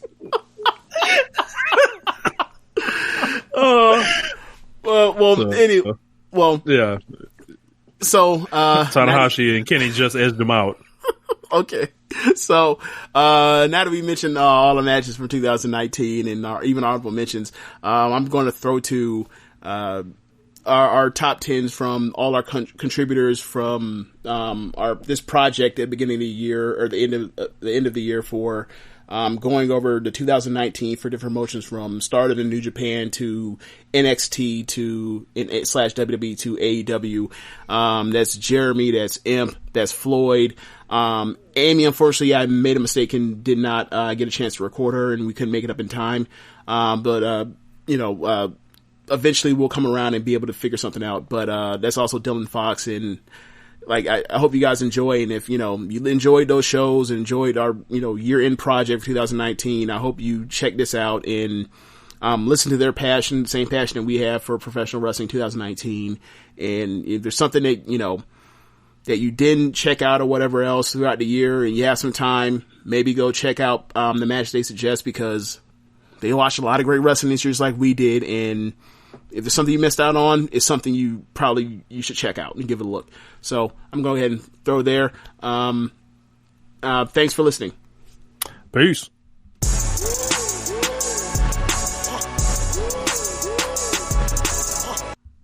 All right, so Jeremy Donovan here to give my top 10 favorite matches from across the world in 2019. So starting at number 10 is Jon Moxley versus Tomohiro Ishii from the G1 Climax Day 6. Just a great matchup between two brawlers, and it's just great seeing Jon Moxley just, he just had such a horrible last year in WWE, and just seeing him flourish in the New Japan environment and having this all-out brawl with Ishii and getting Air Ishii and just the kind of back and forth between these guys. Just a great matchup. Then my number 9 is Lucha Bros versus the Young Bucks from All Out. One of the craziest ladder matches that I've seen in my life. These guys literally thought of every crazy spot and did it. I mean, a Canadian destroyer off the top of a ladder through a table. That was freaking nuts. And it's going to be very hard for any ladder match to come close to what Lucha Bros and Young Bucks did at All Out. My number 8 is Shingo Takagi versus Tomohiro Ishii from the G1 Day 16. This is, the definition of a strong style fight right here with Shingo and Ishii. These two bruisers just slugging each other and testing each other's will and strength, and was just a great brawl. My number 7 is Kota Ibushi versus Will Ospreay from G1 Climax Day 5. Just the epic rematch from the Wrestle Kingdom match, and Kota Ibushi getting his comeuppance, and just a bunch of crazy spots between these guys, and looking forward to seeing those guys do it again. My number 6 is Dragon Lee versus Will Ospreay from Dominion. Just a great junior title match. Ospreay coming off this amazing Best of Super Juniors and defeating Shingo and having to, have another great performance just a few days later, and these guys tore the house down. Moving on to my number 5, Jordan Devlin versus David Starr from the OTT 5th anniversary show. I've been following the Devlin, David Starr / Walter rivalry, for the past year or so, and just some of the best promos you get between these guys, and just these epic promo, videos, and just a personal issue these guys had, and just, how they brilliantly executed a double turn, and having, the OTT crowd turn on Devlin and support David Starr, who's kind of defending the independent wrestler, and, Devlin kind of being the evil guy because he's in NXT UK. It was a great match and a great story. My number 4 is Jay White versus Kota Ibushi from the G1 finals. Another great story with Kota Ibushi having to, fight against the odds, literally against the whole Bullet Club at one point, and, having to take out all Jay White's shenanigans and coming from behind, and, everybody thought that Jay White was going to win this thing, but Ibushi was able to Kamigoya his way into a victory and win the G1. Then my number 3 is Walter versus Tyler Bate from TakeOver Cardiff. This match was just incredible. It was your simple David versus Goliath storyline, but you had an incredible David and an incredible Goliath, and these guys literally just went back and forth and just threw everything but the kitchen sink in there and just had a great matchup. Then my number 2 is Kenny Omega versus Hiroshi Tanahashi from Wrestle Kingdom 13. Just an epic matchup here. Kenny Omega's last match in New Japan, the Gaijin Ace versus the Ace of the Universe. And just the story they were telling there with Tanahashi holding up the traditional values of New Japan and Kenny Omega's whole thing and wanting to change the world. You also had the Kota Ibushi element in there with both guys kind of wanting to fight for Kota Ibushi's attention. Tanahashi wanted to mentor Ibushi, and Kenny obviously wanted to continue the Golden Lovers tag team and having Ibushi be on his side. And those guys went out and had a great Tokyo Dome main event. It was just great to see Tanahashi get one more shot at the title in the Dome. And then my number 1 match is Shingo Takagi versus Will Ospreay from the Best of Super Junior finals. Another great story here, having Shingo being built up, never being pinned, and just undefeated and just running through everybody in his block. And then Will Ospreay kind of being pictured as an underdog here and having to take out this unstoppable juggernaut in Shingo Takagi. And these guys went out here, had an epic match, and Ospreay was able to slay the dragon and beat Shingo. So that is my top 10 list.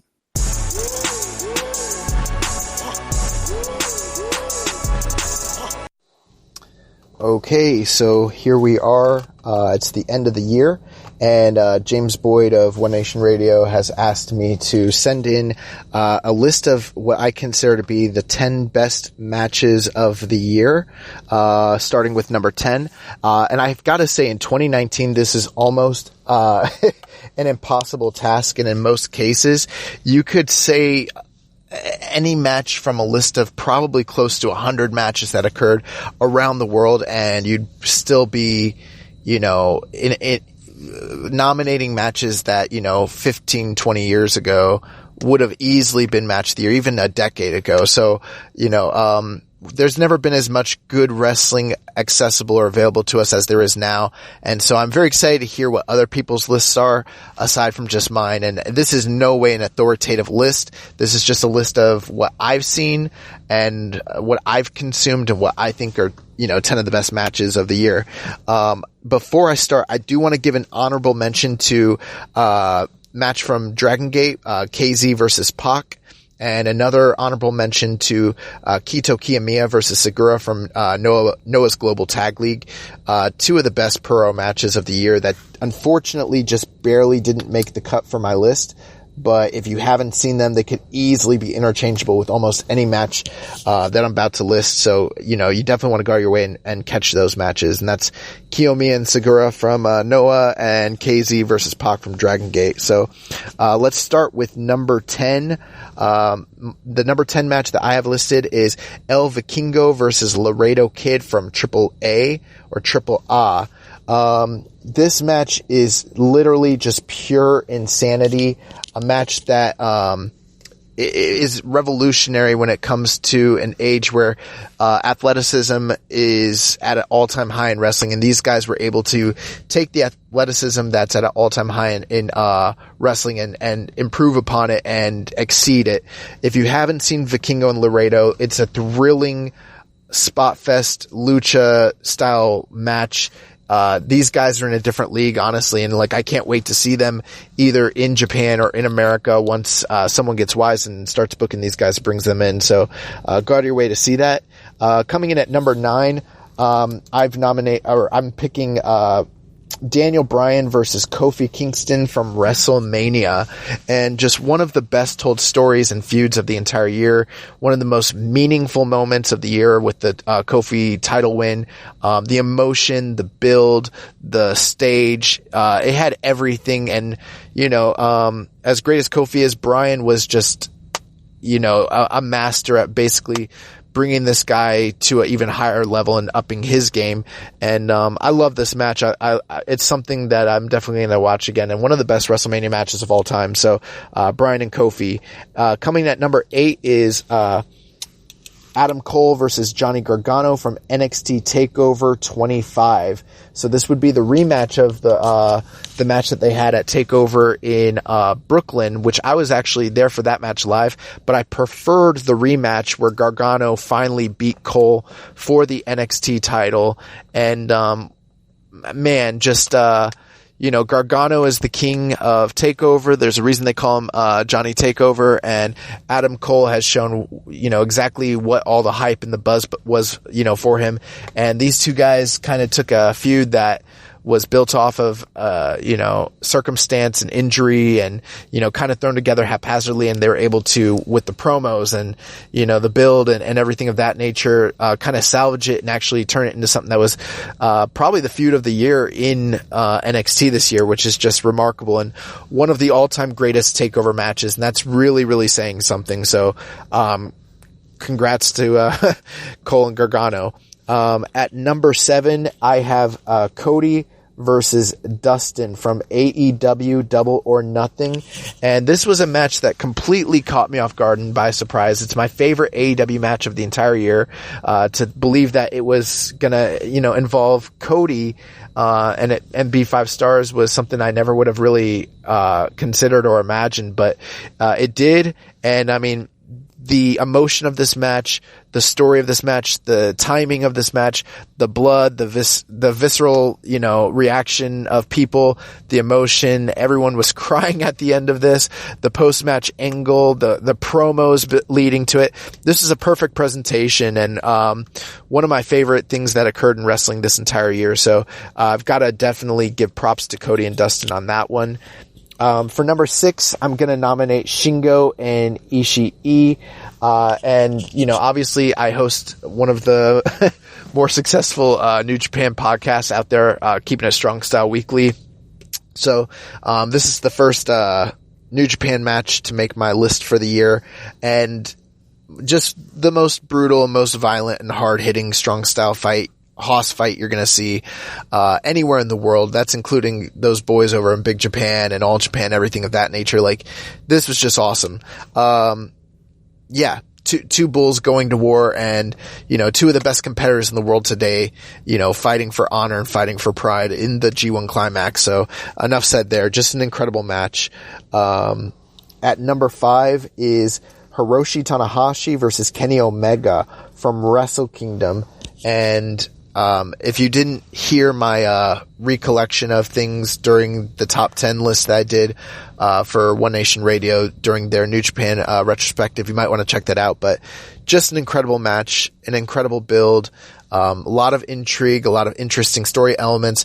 I think most people did anticipate Kenny Omega to win here, and when Tanahashi, reclaimed the crown after all these years, it was such a moment, and the crowd reaction there, and then the significance of what it meant for the industry going forward with AEW and everything like that. This was a really important historical moment, but an incredible, incredible match from two of the best in the world, and I really loved it. Coming in at number 4 is Starr versus Jordan Devlin versus David Starr from OTT 5th anniversary, and one of the most compelling builds to a match all year long, dating back to their friendship and rivalry, the feuds with Walter. I mean, this was years in the making. Some of the best video packages that I've ever seen for wrestling ever. And then, the match they had earlier in the year, which was also incredible. And then by the time we got here with, the idea of like Devlin being the NXT kind of like sellout guy, he's leaving the company, and, David Starr is the true independent wrestler. And even though he's the heel, people should be cheering for him because he's the one that stayed around. And you kind of saw the crowd switch. And this was like a very smart and subtle double turn, which was just done to perfection. And as far as in-ring, this is one of the crispest and best told stories in the ring of the entire year. Just blow your mind good. The crowd in Dublin, oh my gosh, this was an incredible match. And I know I keep saying that, but it's been such a great year. And Star Devlin, if you haven't seen it, you have to see it. And then number 3 is Shingo Takagi versus Will Ospreay, Best of the Super Juniors Finals. One of the best matches of the year. Probably in most people's bouts, probably is the match of the year. And, an incredible build for two of the best performers in the entire world. Will Ospreay, probably the wrestler of the year. Shingo's not far behind. The story with these guys in the block, both basically having two of the best runs in the history of the Super Juniors simultaneously during the best Super Juniors tournament in history, having the best finals match in history. It was a masterpiece. And then at number 2 is Tyler Bate versus Walter from NXT UK TakeOver. And this was something that I knew was going to be good, but I didn't have as high expectations as it ended up delivering. And I was just so pleasantly surprised to see, these guys having a better match than even the ones that they'd had previously in, like, say, Progress and things of that nature. This blew me away, and in most years would have been easily my match of the year. I think it gets a little bit overlooked because of how great wrestling's been this year, but just phenomenal stuff. And then at number 1, my match of the year, my number 1 favorite wrestling match of the year across the world is Jay White and Kota Ibushi for literally having a perfect presentation in the match itself. Basically just the story and everything that was kind of surrounding it. Just really, really, really, really incredible. So that's going to do it for me. Those were my favorite matches of the entire year. And I'm going to throw it back to these guys. Thanks.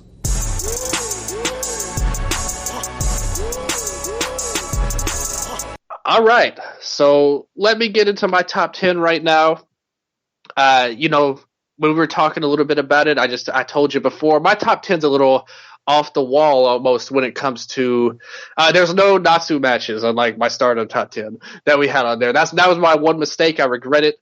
But otherwise, there's a little bit of everything. And my number 10 match, I actually started off in Pro Wrestling Noah, actually, a men's company, which is one of my favorite companies. If you listen to my other show, you'll know I've always been a hard supporter of Noah. And this year I thought they really had, well, last year technically now, I really thought they had a great bounce back year. And my top 10 match was from Misawa's Memorial Show, and it featured Takashi Sugiura and Kaito Kiyomiya.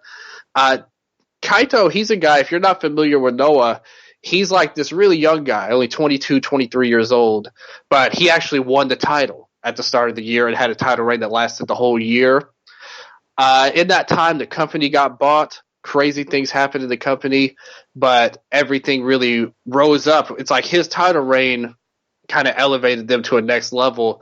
And also the new ownership really did a great job too. And it actually culminated with them running Sumo Hall and being really successful at it. They almost beat DDT on that same show. But this match in Misawa's Memorial Show was really special because Sugiura, he's the man, even in his 50s, this guy can go to, hit as hard as anybody else. He's like Ishii, but mixed with a technical wrestler. If you're a New Japan fan, he does a little bit of everything, and he just was vicious on Kaito. At one point, he speared him through the barricade. In WWE, they do that spot like way too much, and it's kind of lame now. But in Noah, it's like nobody does it, so it's a way cooler, way more unexpected with the metal barricade too. So that's a little different as well. But it all led to Kaito really bringing back the spirit of Misawa, which is important on that show. He did all kinds of Misawa moves, and even his finisher is the Tiger Suplex. So a lot of his stuff is like, hey, I'm taking the torch from where Misawa left it 10 years ago. It's like I'm picking it up. I can do the Tiger Suplex. I got the green attire. And he really did a great job, I thought, in that match. And it's kind of funny because I think a lot of people were into – there's a lot of comparisons between Kaito and Kento Miyahara from All Japan. And I thought this match really stole the show in a lot of ways when you look at their two title matches, because it was executed in such a way to where, yeah, he was the underdog. He took a lot of punishment. But I thought this one had that extra bit of pop, and he tributed Misawa on the Misawa show. So I had to show respect to that. So that was a good top 10 for me. Number 10 match there. Check that out. Number 9 for me, and this is what we talked about before on the Stardom show, Arisa Hoshiki versus Jungle Kiona. That was from the August 10th show at Stardom. And like I said, this match had a little bit of everything to it. Jungle was amazing. The hot crowd, there was high energy between them, desperation to win, some drama, good build, and the Senegalese stretch buster, the best move in wrestling. So you got to watch this match. I talked about it at length a little bit more, just like my number 8 match. Back-to-back Hoshiki. Rich Latta, shout out right now. This is our girl wrestler of the year.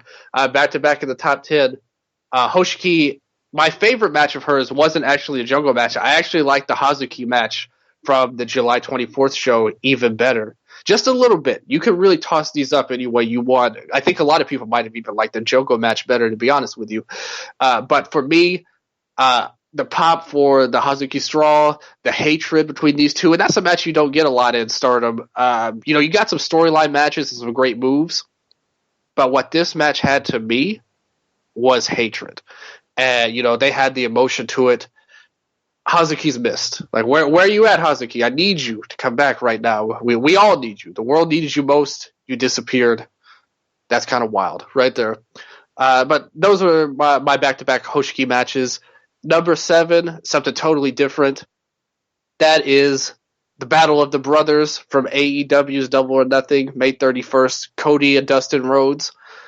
Now, here's the thing I like about this match. I know Cody kind of gets clowned a lot by a lot of people for not being that good of a worker.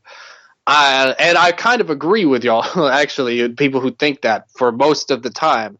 But in this match, I thought it was a throwback match to an old school NWA style. Rare match to see in this day and age. There was blood. You know, you don't see that a lot nowadays, but they got that. Another Hoshiki staple in 2020. But right now, blood in this match was at another level. This was Muta scale levels. It has to be graded on the Muta scale with Dustin here. There was a lot of drama. And, you know, Cody, the thing is, he's not a amazing Will Ospreay type of wrestler where he's going to do all kinds of cool moves and, you know, rock the crowd that way. It's more so that the story is pushed to the forefront of his matches. So this was an old school match that, you know, I think this could be a buyer beware if you're of a certain taste in wrestling. But I thought this was a classic style match. Probably my favorite match to take place in America. I don't know if everybody feels that way, but that was just me. Number 6 is another unique match, and that is Metallico versus Virus. Again, from May 31st. May 31st was that day in wrestling from U.S. and Mexico. That was at Juicio Final. These guys had a career versus career match. To me, Virus was such a great wrestler, and he's so underrated in CMLL. If you're a fan of Lucha, you know who I'm talking about. But he's like the Cesaro of CMLL if you're a WWE fan. Like somebody who's awesome, but never gets any time. Or probably even worse than that, he's probably like Rodney Mendoza or someone like that on 205 Live that never gets any shine.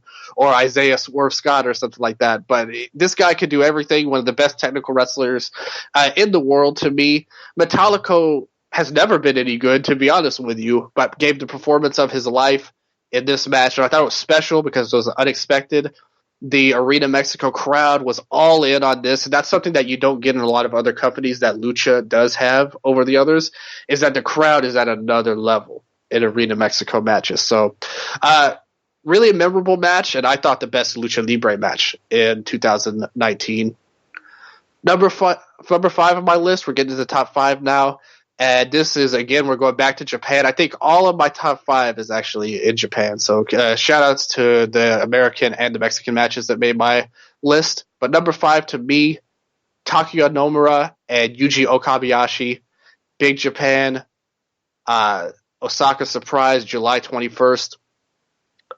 Nomura is somebody that's real on the radar of the, you know, if you're outside of the New Japan bubble in Japanese wrestling, Nomura is somebody that you know is going to be the future of Japanese wrestling on that level. And maybe Big Japan, they're booking so whack that he may not be. He may have to leave before he ever gets to fulfill his potential.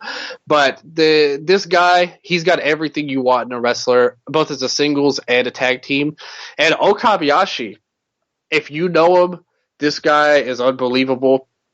He's another another Ishii-esque wrestler, but bigger and faster and more explosive, I would say.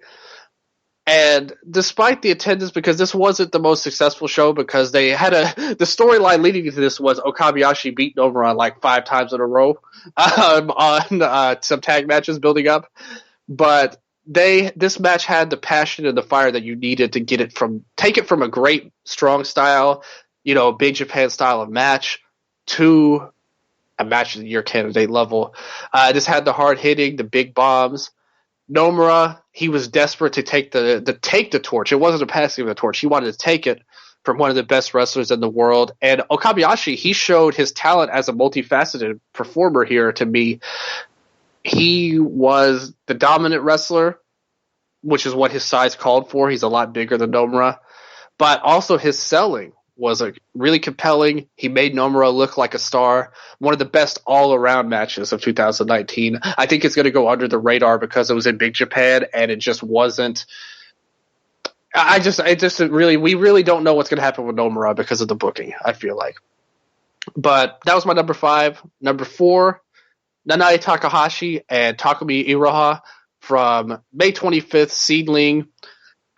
Seedling, they're low key. They had some of the best wrestling of the year this year, and this is one of the best examples. Again, I talked about it last time with Nomura trying to grab the torch and take it from the ace of the company. In this case, this was one of the great passing of the torch moments in wrestling.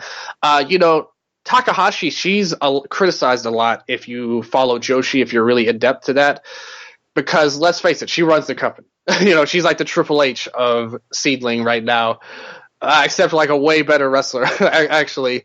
Because I think her criticism that she takes is a lot of times unfair, this was another example of it because she used her strong booking of her title reign for the greater good because she put over not only a younger star, but an outsider. I thought this match itself, if you look at the wrestling, was a mix of both 90s All Japan and New Japan style of the 90s, just with lighter weight performers here, obviously women, but they had some stiff strikes that they used, big kicks from Iroha, and some big bombs too, big time head dropping moments, pretty much. The finishing stretch was really amazing, and I thought Iroha especially, she showed why she deserves to be at the top of the list. She went a little underrated for a long time. She's a former Stardom prospect. She left the company, and she's really just now getting to that point where she's going to that top of the Joshi scene, similar to how we saw Sari last year. I think Iroha is just every bit as good and can be even more, and I thought these two had a tremendous match with a fantastic blending of styles. That was my number 4. Number 3 was from a really surprising place. If you know me, you know I'm not into comedy wrestling. Me and James talked about that last time when I was on the Stardom Year-End show. But number 3 came to me from DDT Pro Wrestling. Don't tune me out right now because this was a completely serious match. Konosuke Takeshita versus Harashima. A big-time title match right here in DDT because they have a lot of faults. If you're not a fan of the comedy, some people love it. It's not for everybody.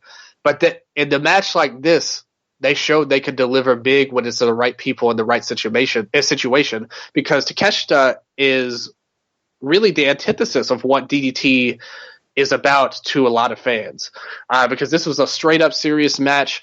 Harashima, to compare this, maybe if you're not a big fan of DDT, this would kind of be like, an Okada and Tanahashi match from years ago, where the young ace has been on top for a long time, and now the old guy is coming back for one more run at the top for the title.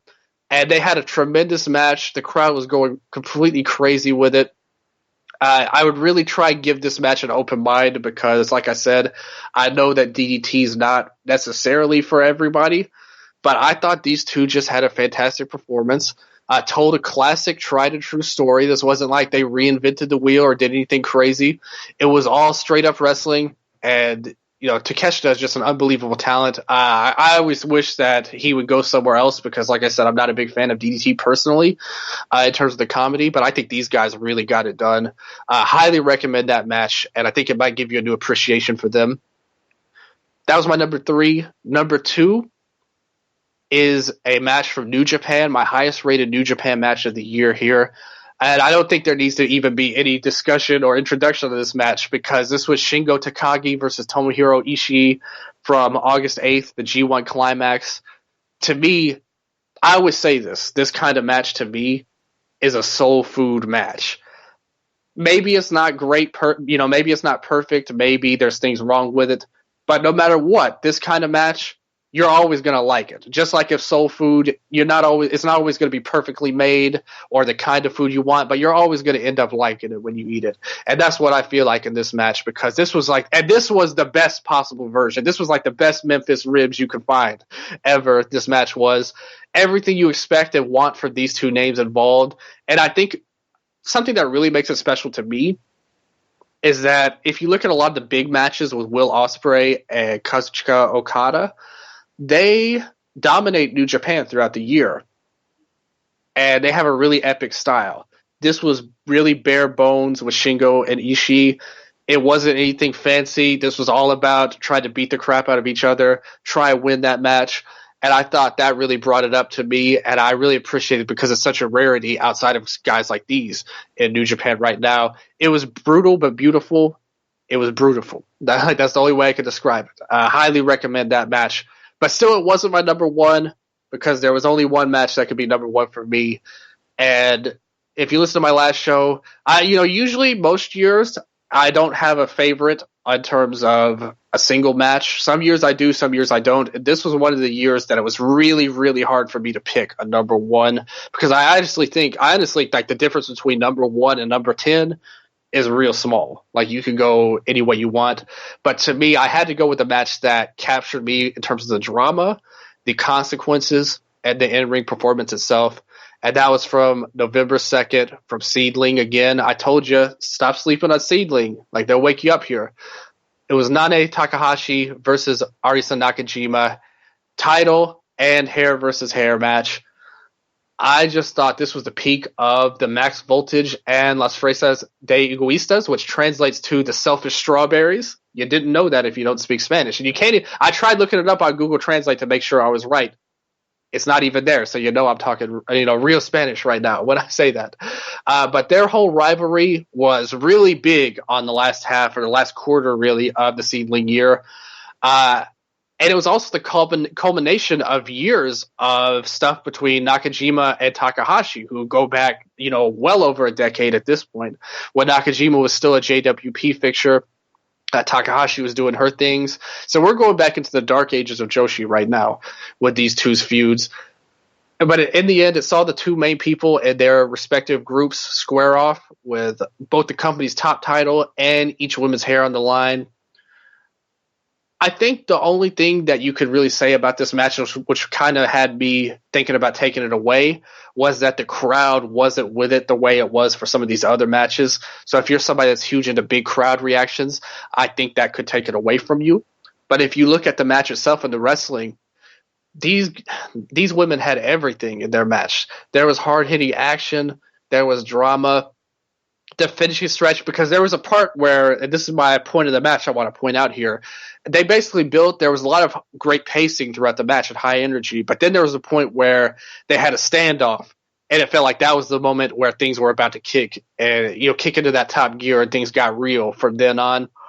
And I think this was the one that appealed to me the most, because I loved what we saw. Takahashi losing her hair was like a really crazy moment to me. And then also you have the back behind the scenes backstory of everything, and her almost riding off into the sunset for a while because she's going to be out for the first part of 2020.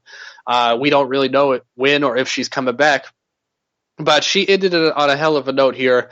Her and Nakajima, unbelievable talents, two of the best wrestlers in Joshi or anybody, like men or women. I think these two shut it down here, and I thought this was definitely a worthy addition to the Match of the Year collection of years and years past. So hopefully y'all enjoyed my list, and James, hopefully you enjoyed it too.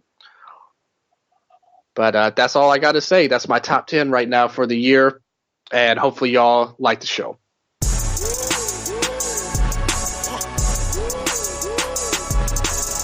Hello, my name is Matt Mayer, aka Imp, and these are my top 10 matches for the year. But first, a couple of honourable mentions. Ronda Rousey versus Sasha Banks from the Royal Rumble. An amazing back-and-forth match that Sasha Banks made Ronda Rousey look like a star that night, so I'll give an honourable mention to that one. And Shingo Takagi versus Tetsuya Naito. The LIJ Daddy does the job for the LIJ Big Man. Amazing match. Really, really... recommend everybody. There's a million G1 matches to recommend, which makes these top 10 so difficult. But I've limited myself down to try and get different promotions. So, first at number 10, let's completely fail and do Okada versus Sanada from the New Japan Cup. The final, if I'm right, it was in that tournament. This was Sanada's arrival, and ever since it's kind of like, elevate this man. He is ready. He's so ready for this. And he's arguably throughout the year got better and better, but this was his coming out party. Absolutely, in terms of New Japan matches to watch throughout the year, like if you do like a best match of the month kind of thing to follow it all, 100% watch this one before the MSG shows. This was like a peak moment for Sanada, like finally arrived. Number 9, Becky Lynch versus Sasha Banks inside Hell in a Cell. I think on the Boys' show, I talked about how this match built so damn well to the actual match itself, and it was the perfect culmination. It was so damn creative, and the fact it was so damn creative and not much went wrong, like, that is like an even better peak. So these two had like one of the best Hell in a Cell matches in such a long time, and they didn't do any stupid spots. So next up, Juice Robinson versus Jon Moxley. Can't remember the event, but it's the one where they had the awesome brawl. So that one, it was like a no disqualification kind of thing. Jon Moxley's first match in New Japan Pro Wrestling. He just brought a special aura with him, as well as Shota Umino, who became like his protege of sorts as his young lion. This was a amazing brawl of sorts. It was one of those where they did the hype video building beforehand throughout the Best of the Super Juniors, and I just assumed it was going to be another British lad or somebody like that. Next thing I know, the Death Rider is Dean Flippin' Ambrose. It's Jon Moxley. He's turning to New Japan to wreak havoc, and as soon as he enters the arena, it's just such a different aura. And in the build as well, Juice Robinson was acting serious, like, I know who this is, but I'm still like, it's just another British lad. It's fine. It'll be Chris Brooks or someone. I'm perfectly fine. But no, then it's Jon Moxley, and he and Juice in their entrances are so serious. This was the match where Juice Robinson took off his, I think he was dressed as Macho Man at the time with the really weird sleeper hat kind of thing. So think Mr. T in WCW. Like, that is that hat. I want to say it was Mr. T, where he wore the stripy pajamas. Had the sleep out. Oh, it's a funny image. But yeah, so Juice took that off and he had his hair cut. It was like, oh damn, this is serious. And the match is built from there. So it's such a brawl of a match as well. Like, Jon Moxley got his character over so like immediately with this brawl, and Juice Robinson stepped up to match him as well. Like, 2 stars immediately made on one night. Just such an incredible match. I'm going to have to move on. I was just put ages on this list. Number 7, the G1 Climax Final. I told you I'd fail. The G1 Climax Final, Jay White versus Kota Ibushi. Another one where the story within it was done so damn well, with Kota Ibushi in the final last year and not able to step up. This year, he had to do it against more mischievous odds, let's say. And he was able to step up over everything. So, and the story they told was fantastic, and Kota Ibushi having to get through Okada in the first place to even be here, like, an incredible run. The blue/purple ankle from like 2 matches into the tournament, played that off well with Jay White as well, who, as the heel, zones in on it. He goes crazy on that ankle, and this built from there so damn well, and Ibushi had to step up, and he did. So, yeah, another amazing G1 Climax Final. They're always on the top 10, like, every single year. Number 6, the Elimination Chamber WWE Championship match. A roller coaster of a match. WWE's greatest accident, when it wasn't even meant to happen. And then Mustafa Ali gets injured, in comes Kofi Kingston, and they have just a dream story on their hands that plays out. And they play out every single beat perfectly. In this match, like, the biggest, of course, where he kicks out of the knee as well, the crowd go, holy crap! Is this actually going to end differently? And every single person in that arena is chanting for Kofi. He's on their feet for that man. And he goes for a splash off the top, and it misses, and you just hear heartbreak. And it's such a unique moment. Afterwards as well, with Kofi Kingston sitting on the steps with his New Day brothers, and they're just like, you did so damn well, man. And just patting him on the back. And you just feel so sorry for him in that moment. Like, he came that close to realising the dream and just fell short. It was like the perfect chapter in that story for the next step before WrestleMania. And in terms of WWE, to see the crowd so strongly behind a wrestler is kind of rare to that degree. So, like, all the kudos in the world to them for absolutely nailing that. Number 5, Women's War Games in NXT. The best War Games match NXT have done in my books. It's my favourite by far. The turn with Dakota Kai turning on Tegan Nox and beating the crap out of her to then get lovely hair. She had crap hair as a face. Now she gets the over-the-top do. She's a bad guy. It's a weird WWE rule, or just wrestling rule. You can't have nice hair if you're a babyface. But yeah, so she got that. It's like the reverse of the men's. The men's get a haircut. It's like, oh, damn, it's a heel haircut. It's not the same with the women. So with those guys turned, suddenly the match just jumped up in momentum, and it never died down. Even when the heels were on top, it was building that 4-on-2 a disadvantage for the good guys, of which they overcame by being absolute badasses. I guess the bad guys taking too many risks and they paid the price for it. And Rhea Ripley and Candice LeRae were able to just fight their way back and feel like two incredible, wrestlers just to make it to that point. And of course, with Rhea Ripley pinning the champion Shayna Baszler as well, setting that up for further down the road. They made a star that night in Rhea Ripley. And of course, an incredible match from start to finish as well, with such amazing highs. And moonsaults off the top of the cage, which automatically sends it up my lists. Number 4, speaking of jumping off stuff, it's time for Air Ishii, Jon Moxley versus Tomohiro Ishii, which pumps the air. God, this. I absolutely love this match. Korakuen Hall was amazing for this night overall. Even with Jon Moxley brawling into the crowd with Ishii and bashing his head off the East sign. That was lovely. I really like that. And it just built and built, and they had a chair duel as well, as in both these men are going crazy. They do not care for their well-being at all. And it's like, what is going to happen next? And as I talked about earlier, Ishii, like Tomohiro Ishii taking to the top rope to dive to the outside and destroy Jon Moxley.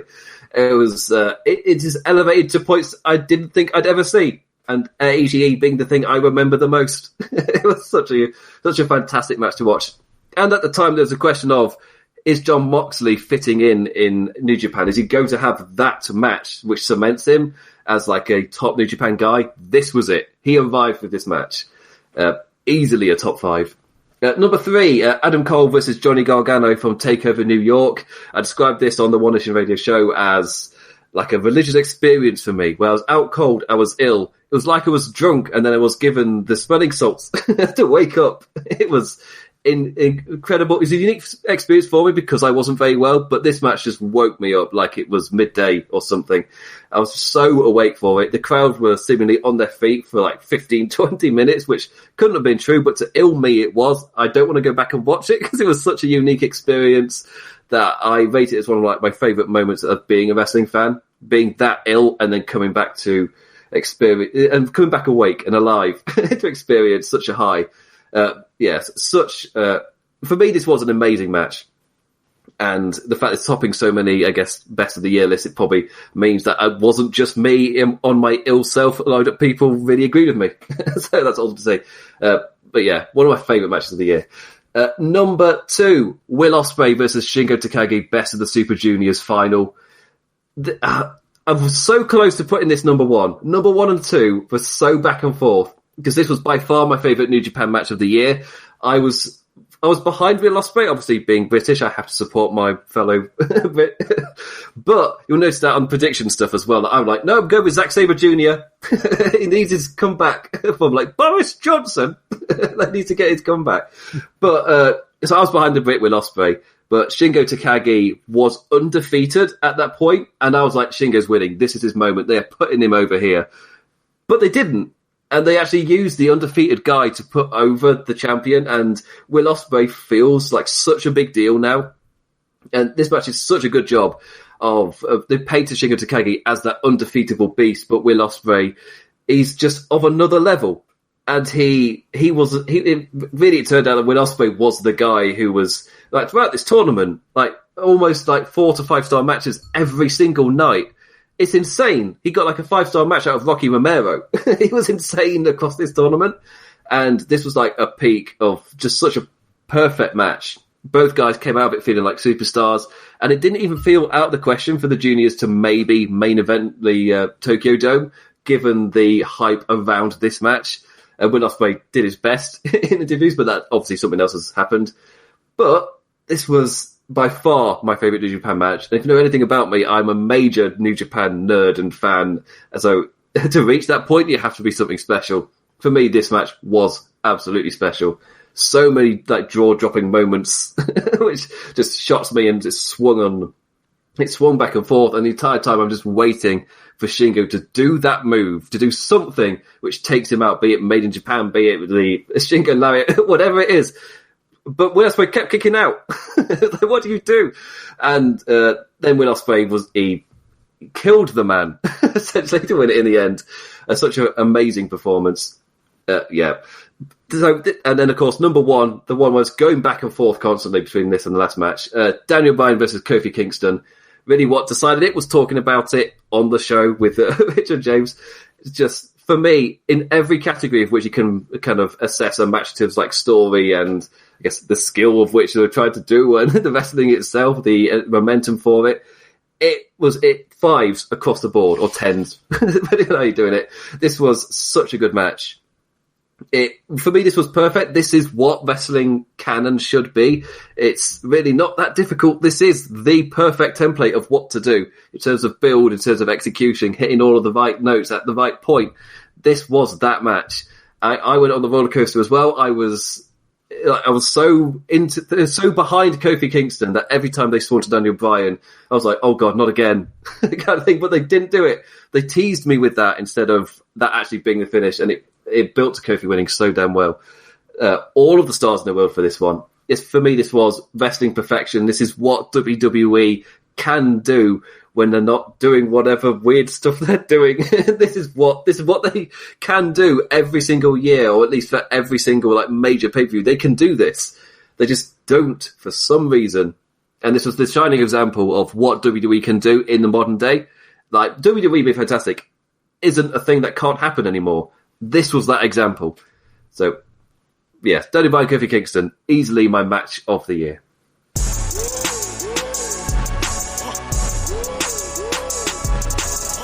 All right, number 10, we had Will Ospreay versus Kazuchika Okada from the G1 Climax Day 7. Ospreay had an amazing year, an epic year. One of those things where he's clearly was better than everybody else this one year. So this match, proved that even more.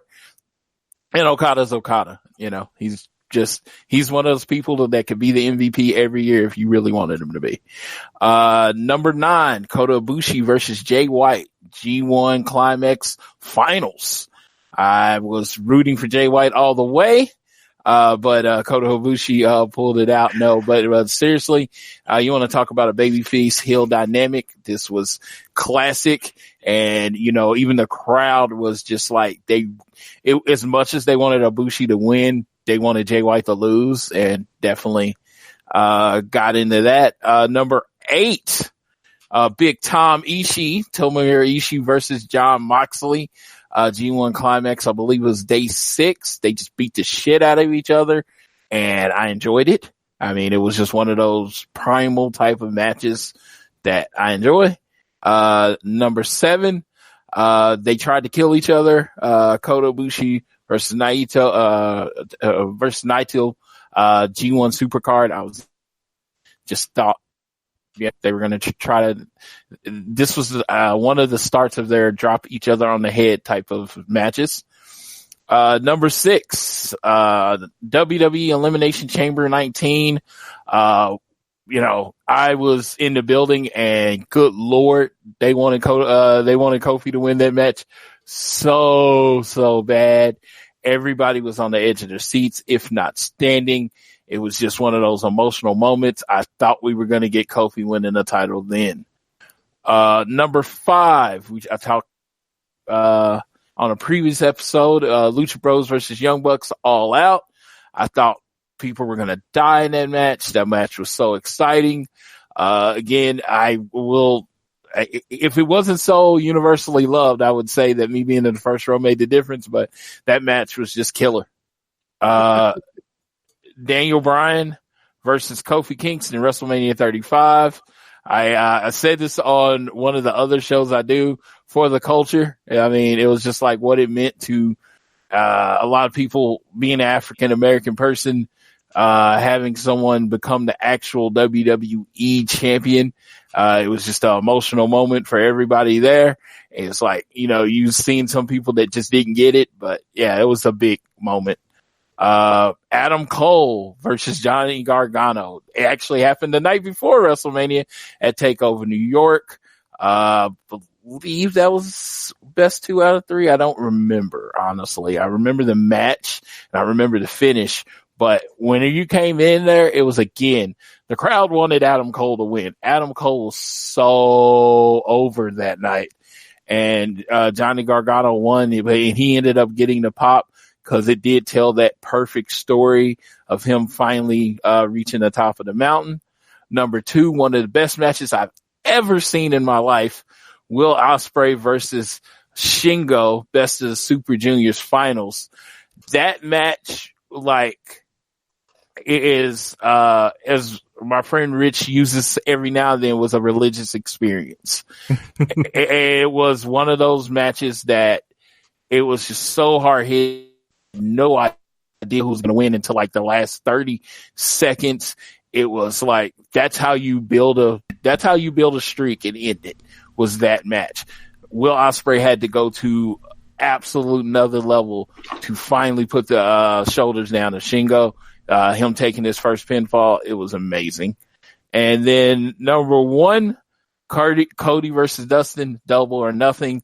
I make it clear that this is my favorite match ever. It's going to take something miraculous to top it. Before this, it was, Shawn Michaels versus Bret Hart, WrestleMania 12, maybe the Omega Okada at Dominion. But as far as emotions, I was completely emotionally tied to this match. It was one of those things because I love Dustin and Cody so much. I really didn't know who I wanted to win, and just the throne stop to the hugs and them tagging up together, and